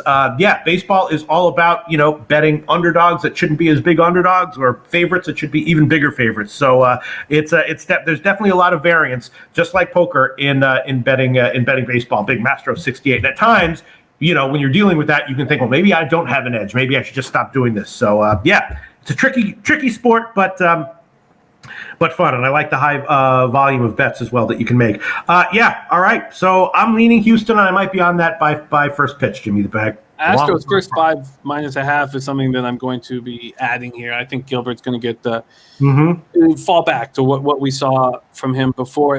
T-Mac joining us. Shane Schwader in the house says, so happy I found you before football starts, my dude. Yes, tonight we start 8 p.m. Eastern. 8 p.m. Eastern with Bebsy. And then there was one other thing that I wanted to mention here, and I don't have it. Okay, so we'll just move on. But the first – that's it. Guillermo Zertucci joining us, and his son, Eli Zertucci, whom we know and love so much, a great football player, dealing with COVID right now, so locked away in the Zertucci house. So any love over to the Zertuccis and Eli. He hasn't passed it to the family yet so far, but we want to get Eli healthy and back on the football field. So thoughts out to Eli Zertucci and the Zertucci family. Okay, we move on to 8:40 p.m. Eastern. San Francisco Giants at Colorado Rockies. This is a very interesting game, and I can't wait to hear your breakdown on it. Coors Field, Denver, Colorado, 90 Fahrenheit, clear, 7 miles per hour, sideways. Logan Webb has been so good this year. Yeah. And he's been good lately on the road. His one blemish on the season is what the Rockies have done to him. Yeah. As I believe, I don't have it in front of me and I could pull it up, but I believe it's 14 innings, 9 earned runs, something around there against them. But 8-3, 2.56 ERA, 1.09 whip on the season. Coming off a great start at home. We were all over him. 7 innings, 4 hits, 1 earned run, 1 walk, 10 Ks, 5-1 win at home versus the Brewers. At home, 5-0, 1.66 ERA, 2.06 opponent's batting average. On the road, 3-3, 3.41 ERA, 2.41 opponent's batting average. And he's been improving those numbers. Going up against Chichi Gonzalez, 3-6, 6.13 ERA, 1.46 whip. He was taken out of the rotation for a little bit. He came back in a 6-5 loss at home versus the Braves. He went 3 2/3, 4 hits, 3 earned runs, 1 homer, 4 walks, 1 K. It wasn't awful. He's better at home than he is on the road. 5.72 ERA, 2-1. On the road, he's 1-5 with a 6.56 ERA. The opponent's batting average is actually better against him at home. It's terrible everywhere. Giants versus righties last 30 days, they're starting to slip. 240, 725 OPS. And same with the Rockies. They're not hitting righties either. 219, 699 OPS. Rockies bullpen has been quite improved over the last little bit, but the Giants bullpen has been lights out all year long. Pete, interesting spot. Giants open up at minus 163. They're now minus 213. So a 50-cent move towards the Giants, and the total at 11.5. Pinnacle, Intertops, and Heritage just moved to 12. Take it away. Yeah, we have the Pamper Pop play of the day, which is San Francisco on the first 5 -0.5, which obviously makes sense. And, you said it, but Webb has been pitching great. I've definitely been riding that train and mostly doing very well with it. He doesn't have a great record at Coors. Coors tends to scramble things up. Obviously, good pitchers can go to Coors and get hit, and there's a lot of times crappy pitchers, auto-fade pitchers can go to Coors and have an unexpectedly strong start. At this line, and especially with a line move, I didn't bet it on the opening line. I could easily see San Francisco being up 8-1 after 5 innings, and then you're like, all right, the Pamper Pop play of the day, and everyone else who thought that San Francisco, was low-hanging fruit was correct, and then I just missed out on it, left money on the table. On paper, it looks like San Francisco is a great bet. I didn't take it, and probably will wind up staying off this. I don't think I'm going to be able to, my confidence numbers on this game are lowest on the card, and at the current lines, they don't even indicate any value as well. So this is unfortunately it's going to be another pass for me. I hope the Pamper Pop play of the day goes to 18-7. Not only that for Pamper Pop play of the day, but spreadsheet play of the day number 2. Is that with San Francisco minus 1.5? I thought the same thing as you, Pete. I thought even though Webb has been so good, there's going to be some kryptonite out there for you, some Achilles, and wow. And so I stayed off of it. And since I have, there's been a lot of movement towards the Giants. Nutflush Allen, our resident San Francisco Giant expert, says a lot of info the Giants have said they're looking to possibly go the Rays pitching system for a lot of the rest of the season. Something to look out for the next few weeks. So, cutting the innings down for their starters. Yeah, the Giants have a big advantage in the lineup as well. So even if Webb does get hit, you probably still my numbers just might have been off on this one. Yeah, I'm going to stay off of it, and I wonder if our man Von Polo he's been eating off of the Rockies minus 1.5 when their dogs at home, and he's just had spectacular work with it. Yeah. Yes, Remos, Cleveland was spreadsheet play of the day number 1. Yeah. All right. Yeah, I probably, in retrospect and looking at it now, I probably just missed it, which is another thing that you should expect to happen when you're sports betting day in and day out. You're going to miss some stuff, and that's okay. 4,917 tickets in. I think I just focused too much on what the Rockies have done to Webb this year. 84% of it, because if I'm going to take a big favorite, I just need everything to set up. I can't have one red flag if I'm going to, pay the cost there. 84% of the tickets on the Giants, 98% of the cash on the Giants. And then 80% of the tickets, 99% of cash on the under. That's wild. It's moved from 11.5 to 12. Very, very, very interesting. Okay, we move on. We move on, and we come up to more action for me. I'm on the White Sox, Oakland A's, first 5 over 5. Oakland Coliseum, Oakland, California, 69 Fahrenheit, clear, 7 miles per hour to straight away center. We have Jimmy Lambert on the bump, 5th-round pick out of Fresno State back in 2016, and the White Sox are praying. they're praying that Lambert can show them something, because Rodon is not on the injured list yet, but they have 3 studs in Lynn. Who's the third guy that's on the injured list? Lynn, Rodon. They're in a situation right now where they have to hope that Ronaldo Lopez steps up in a big way. They need to hope that Keuchel gets his shit together. They need Jimmy Lambert to pitch well. And he wasn't that good in AAA Charlotte. This was not the plan to have him in the majors right now. 3-3, 4.98 ERA, but 1.22 WHIP, and 78 Ks and 59 2/3. Going up against Caprillion, who may have hit the wall. Yes. He may have hit the wall here. Let me pop this here. Giolito. Thank you, Jose. I was saying, Pete, having Jose as a producer is everything that we dreamt of when we were in Costa Rica. Having someone who can just, bring us that information immediately. Know this boy. It's just, we're very, very, very fortunate to have Jose on the ones and twos. Okay. Yes. Hell yeah.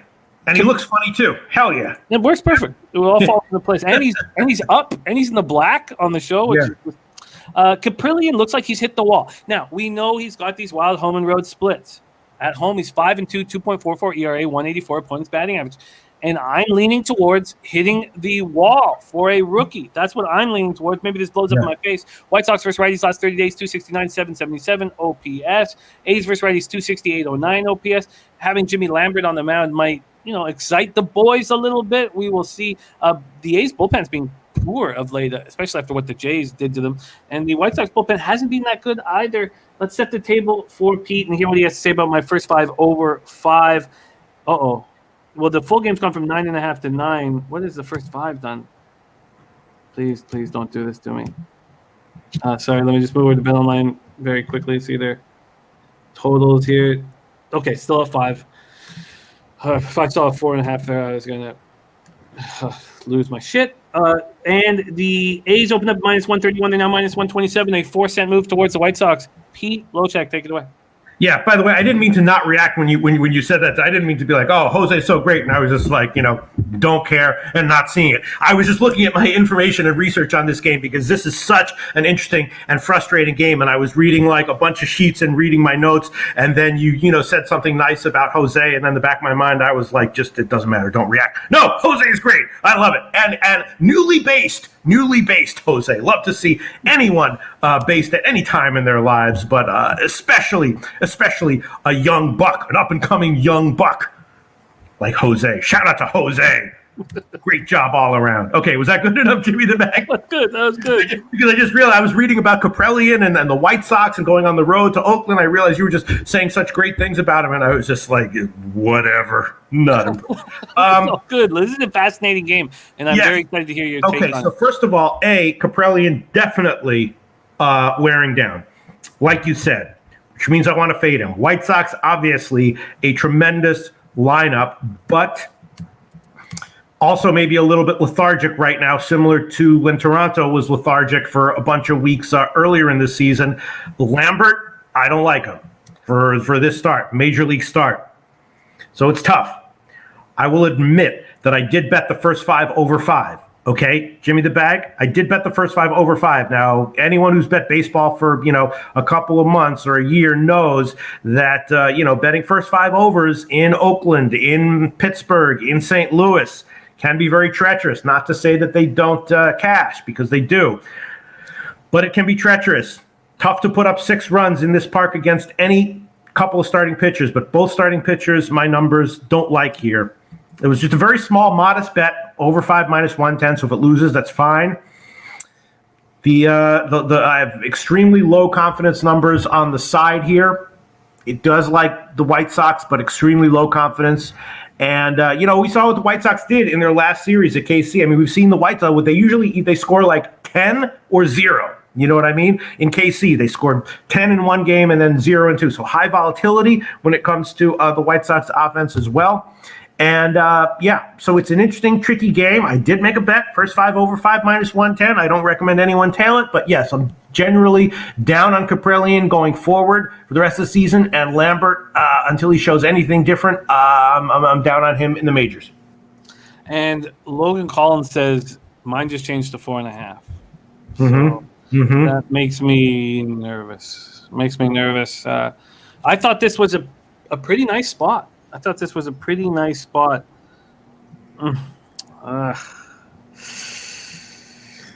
Jacksonville Zoe said, funny story. I was on a Teams call with the owner of my company and had his stream on mute in the background, shared my screen, and he saw Pete. The owner said, do not hire that guy. Yeah, that's the guy who knows how to make money. You know what I'm saying? shout out to Jacksonville Zoe's company owner. Okay, we move on to 9:40 p.m. Eastern. See, we're the opposite. We see Pete on screen. We say, hire that guy, get him involved with what they're doing, what we are doing. That's why we have a little bit of fun here and there in life. You know what I'm saying? I have moved on the Arizona Diamondbacks first 5 -1/2. Now, look, it didn't come out till late, and I didn't even move on it until 45 minutes after the first 5 came out. And I could have got a much better line. But Spencer Howard, 24-year-old, who was a big piece in the trade deadline moves that the Rangers made, has not looked good. He started 3 games. He's made it through 7 1/3 innings. 8 earned runs, 9 Ks, 3 walks, 2 home runs, 10 hits. I don't trust him. He made it through 2 innings in his last start at the Mariners, 5 earned runs. Now he's on the road again. And I don't trust him. And I like Zach Gallen. And his last start was nice, quality start versus the Padres. 6 innings, 5 hits, 3 earned runs, 1 homer, 4 walks, 4 Ks. I took the Diamondbacks first 5 -1/2. I got -120. Look, it's not that great of a line. It took me a while to get to this spot, but I moved on it. And looking forward to hear Pete's breakdown. Let's just move over. One thing I didn't help with was the baseball data. I haven't been doing as well at getting over there. But these teams have not seen Howard or Zach Gallen. And in the White Sox A's, they haven't seen Lambert or Caprillion. Here we go, Pete. Let's set this up right for you and move this over here. Okay. Arizona opens up at -135. They're now -156, and this total at 8.5. There's been a 2-cent move to the under, and when I see 156, I realize that there's been a move back to the Rangers. So a 12-cent move since 1:23 a.m. back to the Rangers. But this opened up at -135, now -156. Pete, what do you think of my Diamondbacks first 5, and are you moving on Rangers D-backs? Yeah, that's an interesting one. First of all, I think I will. I'll make White Sox Oakland first 5 over 10 in official play. Can I do that, Jimmy the Bag? Yeah. Full game. First 5 over 5. Oh, first 5 over 5. Okay. And Yeah. what's the juice? 110, -110. Okay. Tough one, but we'll see. Yeah, the D-backs game, I have not made a play on. Again, also low confidence numbers all around. If the number comes down a little bit, I'll be liking Arizona. As far as the confidence numbers don't change, but the numbers will imply an edge on Arizona. Howard definitely vulnerable, probably only going to go 3 or so, and Arizona is probably not a team that should be this big of a favorite against anyone in any situation. Pass for me as of right now. But if it drops, my numbers will like Arizona. I don't know if I even trust my numbers in that situation. Low confidence numbers all around as well. 46% of the money line tickets on Arizona, just 1,916 tickets in, but 46% of tickets, but 62% of the cash on Arizona. And then 43% of the tickets on the under and 96% of cash on the under. Arthur Mead says, love the Texas Rangers team total under. The Rangers bullpen has been so good. And the Diamondbacks, I think, can get a quality start out of Zach Gallen. What do you think about moving on this under, Pete? The team total, the Rangers team total under, yes, my numbers say small value with low confidence. So I'm not going to bet it, but I would, if you give me a free play, I'd take it, and I wouldn't disagree with it. So you would take the Rangers team total under and not the full game under 8.5? Oh, let me see. Yeah. The numbers don't like Howard here. Okay. Yeah, and that's why I'm going to stick with the plan here and maybe look at the team total under. Jacksonville Zoe says, battle of the worst teams in baseball. What would gas station sushi do with his rule of not betting bad teams? That's not his rule. He finds every opportunity to bet the worst 5 teams in Major League Baseball because he thinks that you get extra value on them. So gas station looks for ways to bet the worst teams in MLB. Can I shout something out, Jimmy the Bag? Please do. Birdie says, Pete, you don't want to work for a guy who does have the ability to appreciate that luscious. All right, so some typos in here, but okay, the luscious main head of hair that you proudly support. He is short-sighted, and his decision-making should be in question. Thank you, Birdie, for the 2nd week in a row. You are officially my favorite commenter of the show. Shout out to Birdie. Hell yeah. Shout out to Birdie. I'm just going to take a quick look at that team total for the Texas Rangers here. And it's going to be low because it's 8. I thought this was 8.5. This total's gone down to 8. Wow, yes, it just moved to 8 at a bunch of books. Bet online, you wager bet 365. Well, that hurts this. So let's just take a quick look at the team total. 3.5. 3.5. I'm not going to mess with that. All right. So there you go. Now we get to this last game of the card, and then we are going to talk 2 NCAA football spots here. And Rodney says, 8 is too low. Jacksonville, no worries, my man. Sorry, it's just go backwards. No worries. Don't worry. It's great. It's important to talk about the gamblers that do it for a living and how they do it for a living. So it's important. So I love it. Okay, Angels, Padres, Petco Park, San Diego, California, 73 Fahrenheit, clear, 5 miles per hour in. Millsy in the house. Great to see you. Angels, Padres. Packy Naughton going up against Blake Snell. And Naughton did okay for me. I needed him to do exactly what he did in his last start so that I could hit the under 4.5 in the Yankees-Angels game. And he did. 3 2/3, 6 hits, 3 earned runs, no homers, 2 walks, 2 Ks. Well, I knew that Cole would be spectacular.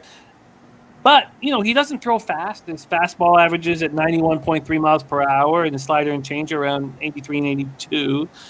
In AAA Salt Lake, he had good numbers. We know the PCL League has very high numbers. So 4.76 ERA, I'm fine with. And he's 9th-round pick out of Virginia Polytechnic Institute 2017 draft. Blake Snell has been very good lately. He really is coming on. 7 innings, no hits, 2 walks, 10 Ks, and a 3-0 win at Arizona. We knew that the home road splits had been something of his kryptonite, and he's had a few great starts on the road, and he's looked very good at home. And neither team's hitting. The Angels 236, 692 OPS versus lefties. Padres 230, 647 OPS versus lefties. Neither team hitting lefties. This total has gone from 8 to 7.5 because of that. And a massive move towards the Angels. Massive move. Look at that. Wow, 75-cent move towards the Angels, opening up at minus 359, now at minus 284. Pete, interesting spot. Angels, Padres, take it away. Yeah, I did not bet this one. The opening line was eye-popping to me.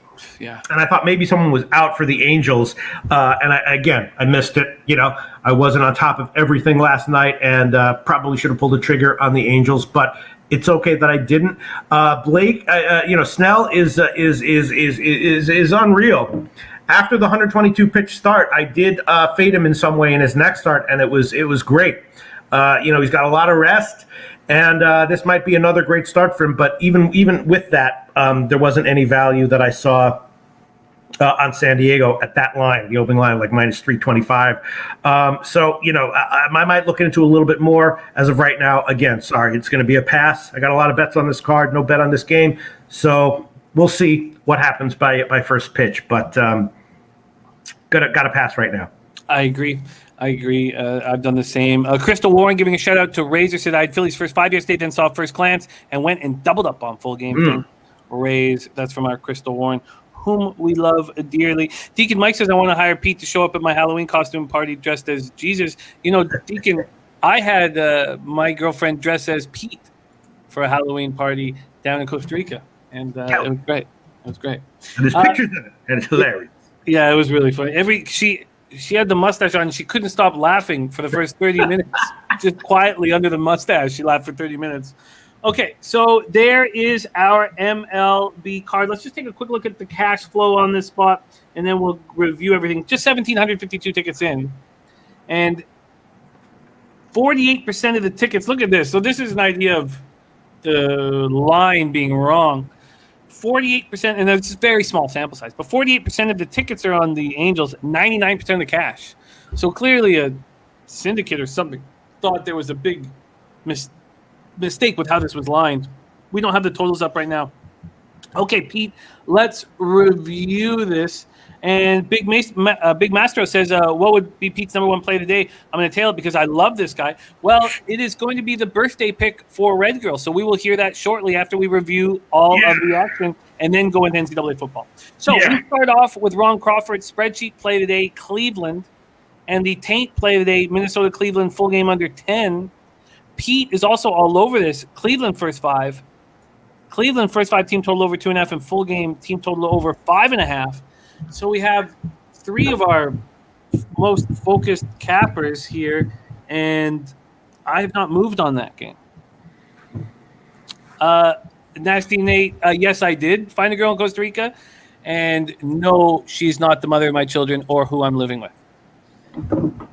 So we move on to Detroit Tigers at Pittsburgh Pirates. Pete is on the under 9 at -112. He said he'd do that as soon as Dylan Peters was announced. And I want to tail that action. I don't know. It looks like there's some money's come in. Early money came in on the over, which is not good to see at all. It's now 102. Yeah. Maybe you want to hold off, Jimmy the Bag. Okay, well, I'll put a question mark then and study it a little more.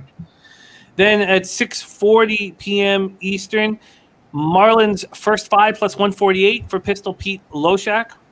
Then we get to the Royals. Sorry. And I'll throw on Marlins full game at +157. Ooh, wow. Pete. Okay. Pete. No, 159. 159. Marlins full game at +159. Okay. Then we have my first action, Royals, -115. Pete moved on the first five team total under for the O's. And that means that makes I'm going to either move on the team total under 4.5 or the first five under 5.5. Pete, can I ask you this very quickly?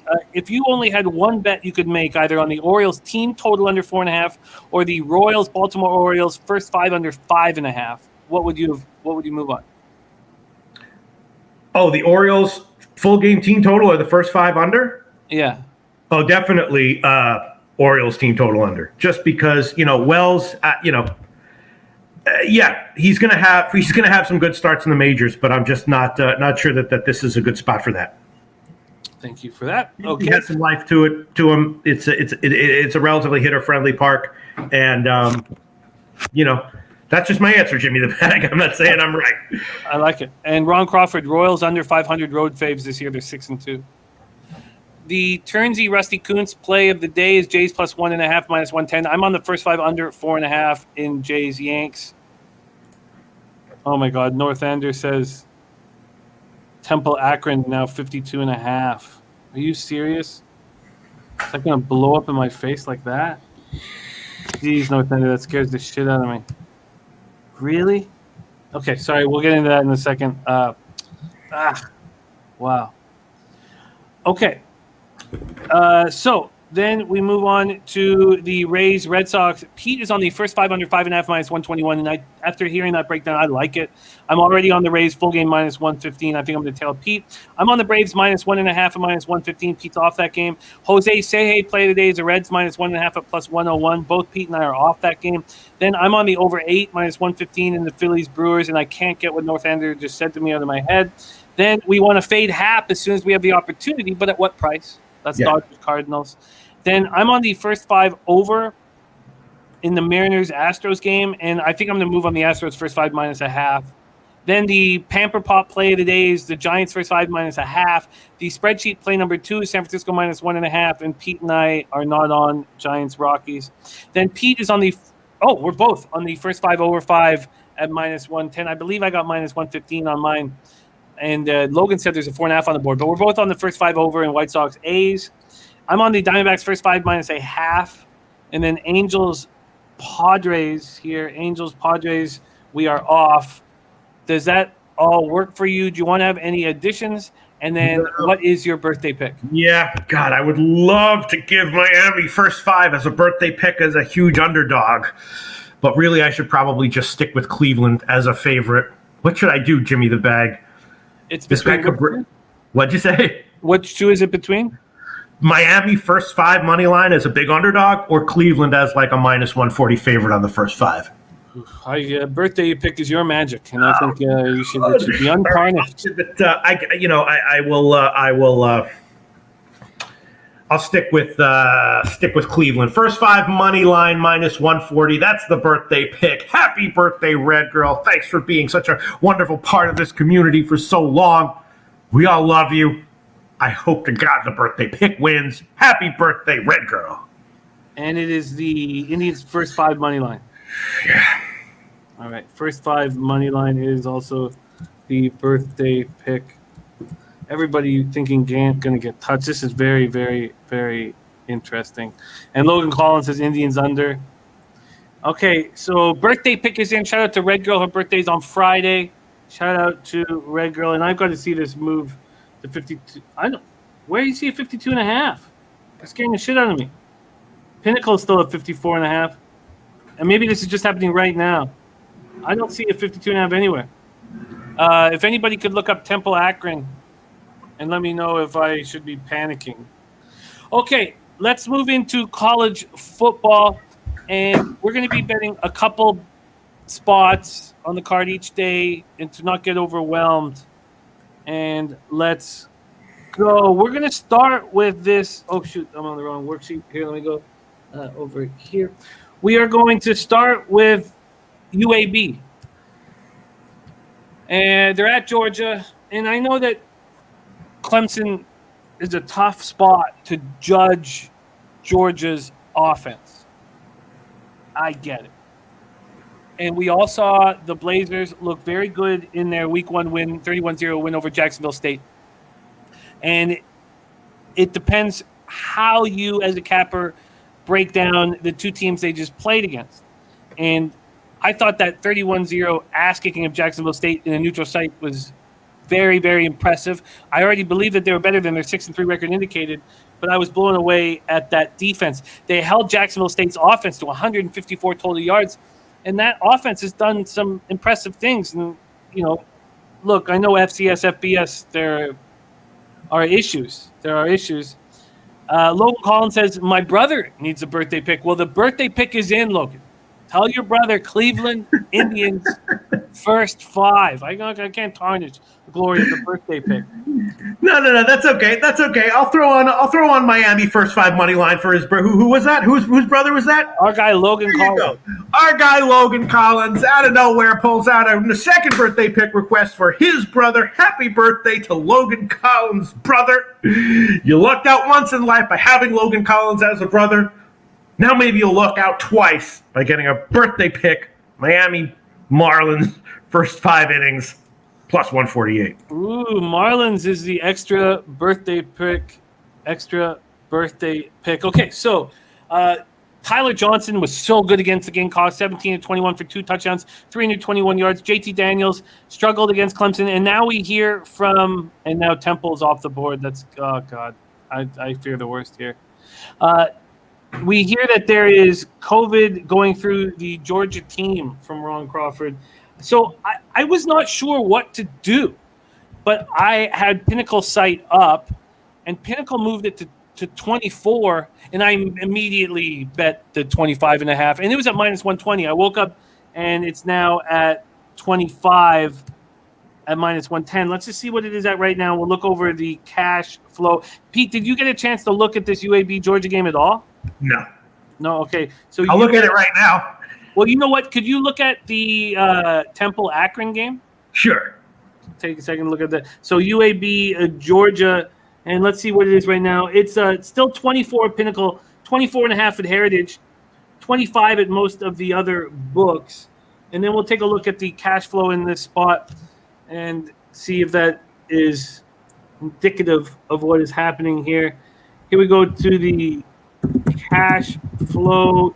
1,324 tickets in, and on the spread, just 39% of the tickets on UAB, but 85% of the cash on UAB, and I like it, and I'm on it. Nathan Stern said Georgia should expose UAB as a lower division team, but always have liked UAB Blazers. There's a lot of people that liked Georgia when this line came out. So I knew a lot of people thought Georgia was going to smash. I didn't. And when the market started moving towards, I moved on UAB plus 25.5 at -120. Yes, Logan Collins, but I want to have a bunch of bets and games broken down before. We're not going to have enough time. Our big NCAA football show is available right now, and it stars C-Mac and Babano, and they put out their video yesterday, and we've cut it up into individual games, so they're up right now. And then I'll tell you, I am looking at Ball State right now. I'm looking very closely at Oregon State, but the other move that I made that looks like a mistake is I moved on the over. Oh God, I'm afraid to say this number 55.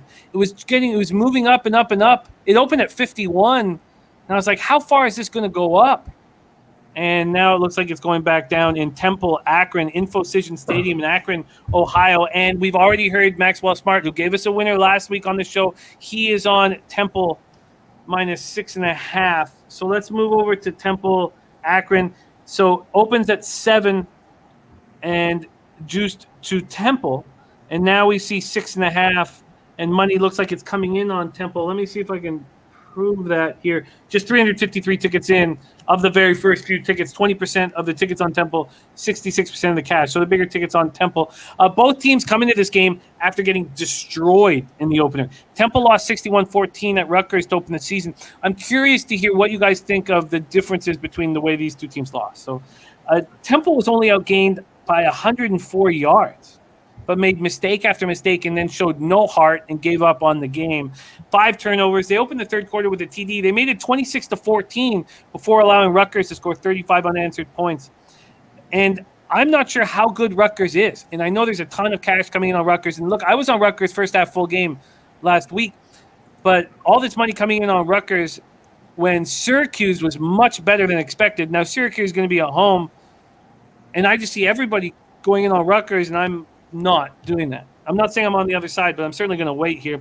DeJuan Mathis, the Georgia transfer, 8 for 25 for 148 yards, 1 interception. They're coming off season when they lost 5 of 6 games by double digits. They only returned 58% of their players. And do they give a shit about what Rod Carey is saying? Because they certainly showed absolutely nothing in the second half. Now, Akron closed as 37.5-point dogs at Auburn. They were down 37-0 at the half. And look, Tom Arth is a young coach with a lot of hope, and he keeps battling with his team. And he said that he loved what he saw from his players at halftime, that they weren't hanging their heads. They were angry. They didn't just show up. Now, I know they, by Akron even going to Auburn, they make a couple million for the school. But the players weren't just showing up. They wanted to play better. So Cato Nelson, who missed last year, he did not look good. They bring in this JUCO transfer, DJ Irons, late in the third quarter, and he rolls 13 for 13, 129 yards in the TD. Look, I know that it's against backups at that point, but if this JUCO transfer can get confidence, and if he can get the players confidence, and they can believe in themselves, is this a spot that you want to back? Now, after hearing that Max is on Temple -6.5, I'm thankful that I haven't bet aside yet. But they returned 9 starters on offense. Their offensive line had 4 freshmen last year. They returned all 5 of the offensive line starters, and they showed heart. And now they go home to their home opener that they could possibly win. Ron Crawford says Akron has 1 win in 2 years. Temple is aside. Well, I know that is the initial feeling that everybody's going to have. Pete, I know that you didn't look at this game beforehand, but you just looked at it for a few minutes. Any feel? So you like the under, huh? No, I think there's going to be offense. And now look, supposedly it's been taken off the board, and there's a ton of juice going to the under. But I think there's going to be offense. I think there's going to be hope for Akron. I think these defenses are weak, and if Akron can start scoring early, then Temple will have to be forced to act in kind. And I like the over. You like the over, huh? Yeah. Yeah, I mean, Akron obviously gets gashed routinely. Yeah, I really can't give anything, and I can't shed any light on this one. It's an interesting classic college football situation. If I were following it more closely, I would be able to give a valuable opinion. No worries. So I'm going to try to get these games to you earlier. It was my fault for not getting them to you. North Ender says -6.5 is one of his worst ROIs. Puzzler says Temple kept giving away the ball deep in their end. This game will be different, and Akron tries they will aren't as good. Right. And Logan Collins says Take Iowa now.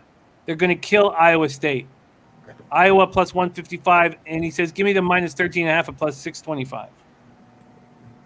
From Logan Collins. That's wild, and I will copy and paste that. Thank you for sharing that with us. And Henry Dice says the Rays money line has moved to plus 100. That concerns me.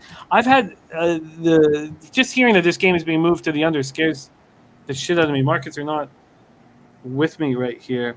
Matty Ice says our low bagger David Summers is a huge A&M fan. He was very impressed with Akron, and he says Akron in the over looks good. And Birdie says also bet Iowa plus 3.5 in the money line, but if you like Iowa, wait, because sharps are betting Iowa State, so you're getting a better number both ways. It's already happening. Okay, so those are the first two games on my card. A 10-game winning streak was snapped by San Jose State, but we're 14-3. 14-3 to start the year, plus 10.7 units, ROI plus 62.94%, average line minus 110. Okay, there is our show for the day. And Birdie says Iowa State will be sharp square play of the week. So go Squares. Sox Bulls Bears says I like Iowa. Well, I will definitely cap that game. CT Bays is on NC State, UTEP Pitt, and the Iowa State under already locked in. Pete, I know that you've had such great success in college football in the past, and I wonder this, and something I was thinking about. There are teams who showed very little in week one, but had hope when this season came in, and there are teams that played better than expected in week one. And I wonder, and my first thought was, I want to try to fade the teams that look good in week one because the sample size is so small, and especially if that was at home and now they go on the road, I think they can get hurt. Do you have any angle in week 1 to week 2 in college football? No, I mean it's very, very team and situation specific. Obviously, there's some teams that are clearly undervalued and underrated to start the season, and a better than expected showing in week 1 is not at all a reason to fade them in week 2. And then of course that is overreactions to week 1 results in college and pro. Is often something that you can expect. So it's very situation specific. You have to factor in injuries, and of course, you have to really factor in coaches. First-year coaches are something that I would expect a team that outperforms in week 1 with a first or maybe second-year coach to be more likely to be a fade than a team with a fourth-year coach, for example. That makes sense. But it's very, very team and player and situation specific. And are you going to be attacking college football and NFL this year? It depends who offers to pay me and how much. No, maybe I will. I don't know. Who knows, Jimmy? Who knows? Who knows, Jimmy the Bag? Who knows what's going on this weekend, let alone the rest of the football season? I don't know. Maybe. Temple Akron off the board. Ron Crawford says, can we get Robert Cherry a graphic? Look, if I'm watching it very closely, his action. If he keeps rolling like this, then he needs one. A Sapsual. Okay, so they're my first two looks on the board, and looks like a terrible mistake at this point on the over. And I'm also on UAB plus 25 and a half. UAB plus 25 and a half. And Logan Collins making a big boy bet on Iowa money line. Jesus. Okay, Pete, I'm going to review your action one last time and mine as well. Any last words for these great cappers before I do that? Happy birthday to Logan Collins, brother. Happy birthday to Red Girl. The spreadsheet play of the day from Ron Crawford is twofold. Starts with Cleveland and ends with the Giants minus 1.5. The taint play of the day is Minnesota-Cleveland full game under 10. Pete is on the Cleveland first 5 minus 140, which is the birthday pick, the first birthday pick. That was for Red Girl. He's on the Indians first 5 team total over 2.5 and the full game team total over 5.5. Pete's on the under 9 and minus 112. Detroit-Pittsburgh in that market is supposedly moving against them. Pete is doubled up on the Marlins first 5 in full game, plus 148, plus 159 respectively. In the first 5, plus 148 is a birthday pick to Logan Collins' brother. Royals minus 115. I'm on. Pete's on the O's first 5 team total over 2.5. Under 2.5 minus 123. And I'm going to add the team total under 4.5 for the O's. Then the Turnsy play of the day, the Rusty Coons play of the day is Jays plus 1.5. Minus 110, and I'm on the first 5 under 4.5. Pete's on the first 5 under 5.5 in Rays Red Sox. I'm going to tail it. And I'm already on the Rays minus 115. I'm on the Braves minus 1.5 and minus 115. The say hey play of the day is the Reds minus 1.5 at plus 101. I'm on the over 8 minus 115 in Philly, Milwaukee. That's gone to 8.5. That makes me very happy. We want to fade Hap, but at what price? Then I'm doubled up on I've only made one bet on the Astros game, the first 5 over, but I'm going to add the Astros first 5 minus 0.5. Robert Cherry's Pamper Pop play today, San Francisco first 5 minus 0.5, and the spreadsheet play today, number 2, San Francisco minus 1.5. Pete and I are both on the White Sox A's first 5 over 5. I'm on the Diamondbacks first 5 minus 0.5, and that concludes our action. Can I throw one other Jimmy the bag? You can. This might be a mistake, but I don't know what's going on with this Reds and Cubs situation, but I'll throw on under 10. I can get minus 124 at Pinnacle right now. I bet it at 118. This might be, the problem, not the problem, but one of the situations is that, I make a lot of bets on every MLB card, and overall I'm having a nicely positive season, about up at 2.5% ROI with a huge sample size. But every slate of games that I bet, there's, 2 or 3 or 4 bets that were just way wrong, and in retrospect, not that I got unlucky, just stupid. You know what I mean? So it's just tough for me because every pick that I give officially, I'm thinking maybe this is going to be one of those bets that's just like super stupid. So yeah, look, there might be 25 runs scored in this game, but I'm going to take under 10 minus 124 as an official play, Jim the bag. And that's in Reds Cubbies? Yeah. Okay, Pete, under 10 at minus 125. 124. 124 and Reds Cubbies. And the pimp slap play today is Rays first 5 plus 0.5. Sanka, much love to you. Jared JB, Johnny K. Let me just copy and paste the pimp slap play of the day here, so I have it here for my perusal. Thank you guys so much. We know how special this chat is and how we have no show without you guys. It means the world that you put in all your energy and all your thoughts, your angles, and your humor, and you send it towards us. We love it. Ick Schnizzle, Nathan Cerna, Logan Collins, Mr. Gokester, Puzzler, North Ender, CT Bays, Birdie, Ron Crawford, Jim Rome's a douche. What a great group. Deacon Mike, Henry Dice, Maddie Ice, Johnny K. Thank you guys all so much. On behalf of Pistol Pete Loshak, follow him on Twitter at P Loshak, myself, Jose on the 1s and 2s, and everybody at Pub Sports Radio. Thank you guys so much. Join us at 8 p.m. for a full breakdown of NFL. God, I can't wait. Can't wait. Can I do one quick shout out? Yeah. One quick shout out to Sanka, who says, Cubs, no defense. Bad pick, Loshak. Shout out to Sanka. We'll see. You might be right, Sanka. You might be right. I love Sanka. I love Sanka. Picasso, the prophet says, can you repeat all the plays of the day one more time just before we go? Here you go. Spreadsheet play of the day, twofold. It's the Indians and the Giants minus 1.5. The taint play of the day is Minnesota Cleveland full game under 10. The first birthday pick is the Cleveland first 5 minus 140. The second birthday pick is the Marlins first 5 at plus 148. Then the Rusty Kuntz is Jays plus 1.5. The Pamper Pop is the Giants first 5 minus 0.5. And the Pimp Slot play today is Tampa Bay first 5 plus 0.5. There you have it.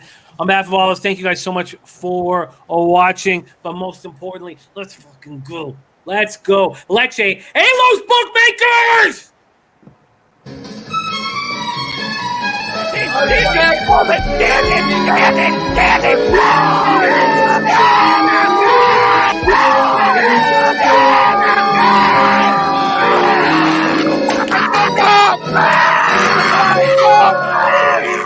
Where's the bang bang, Preston? Come on. I can't breathe. Pub Sports Radio. Come find us in Southtown 101. Subscribe on YouTube and all platforms where podcasts are found.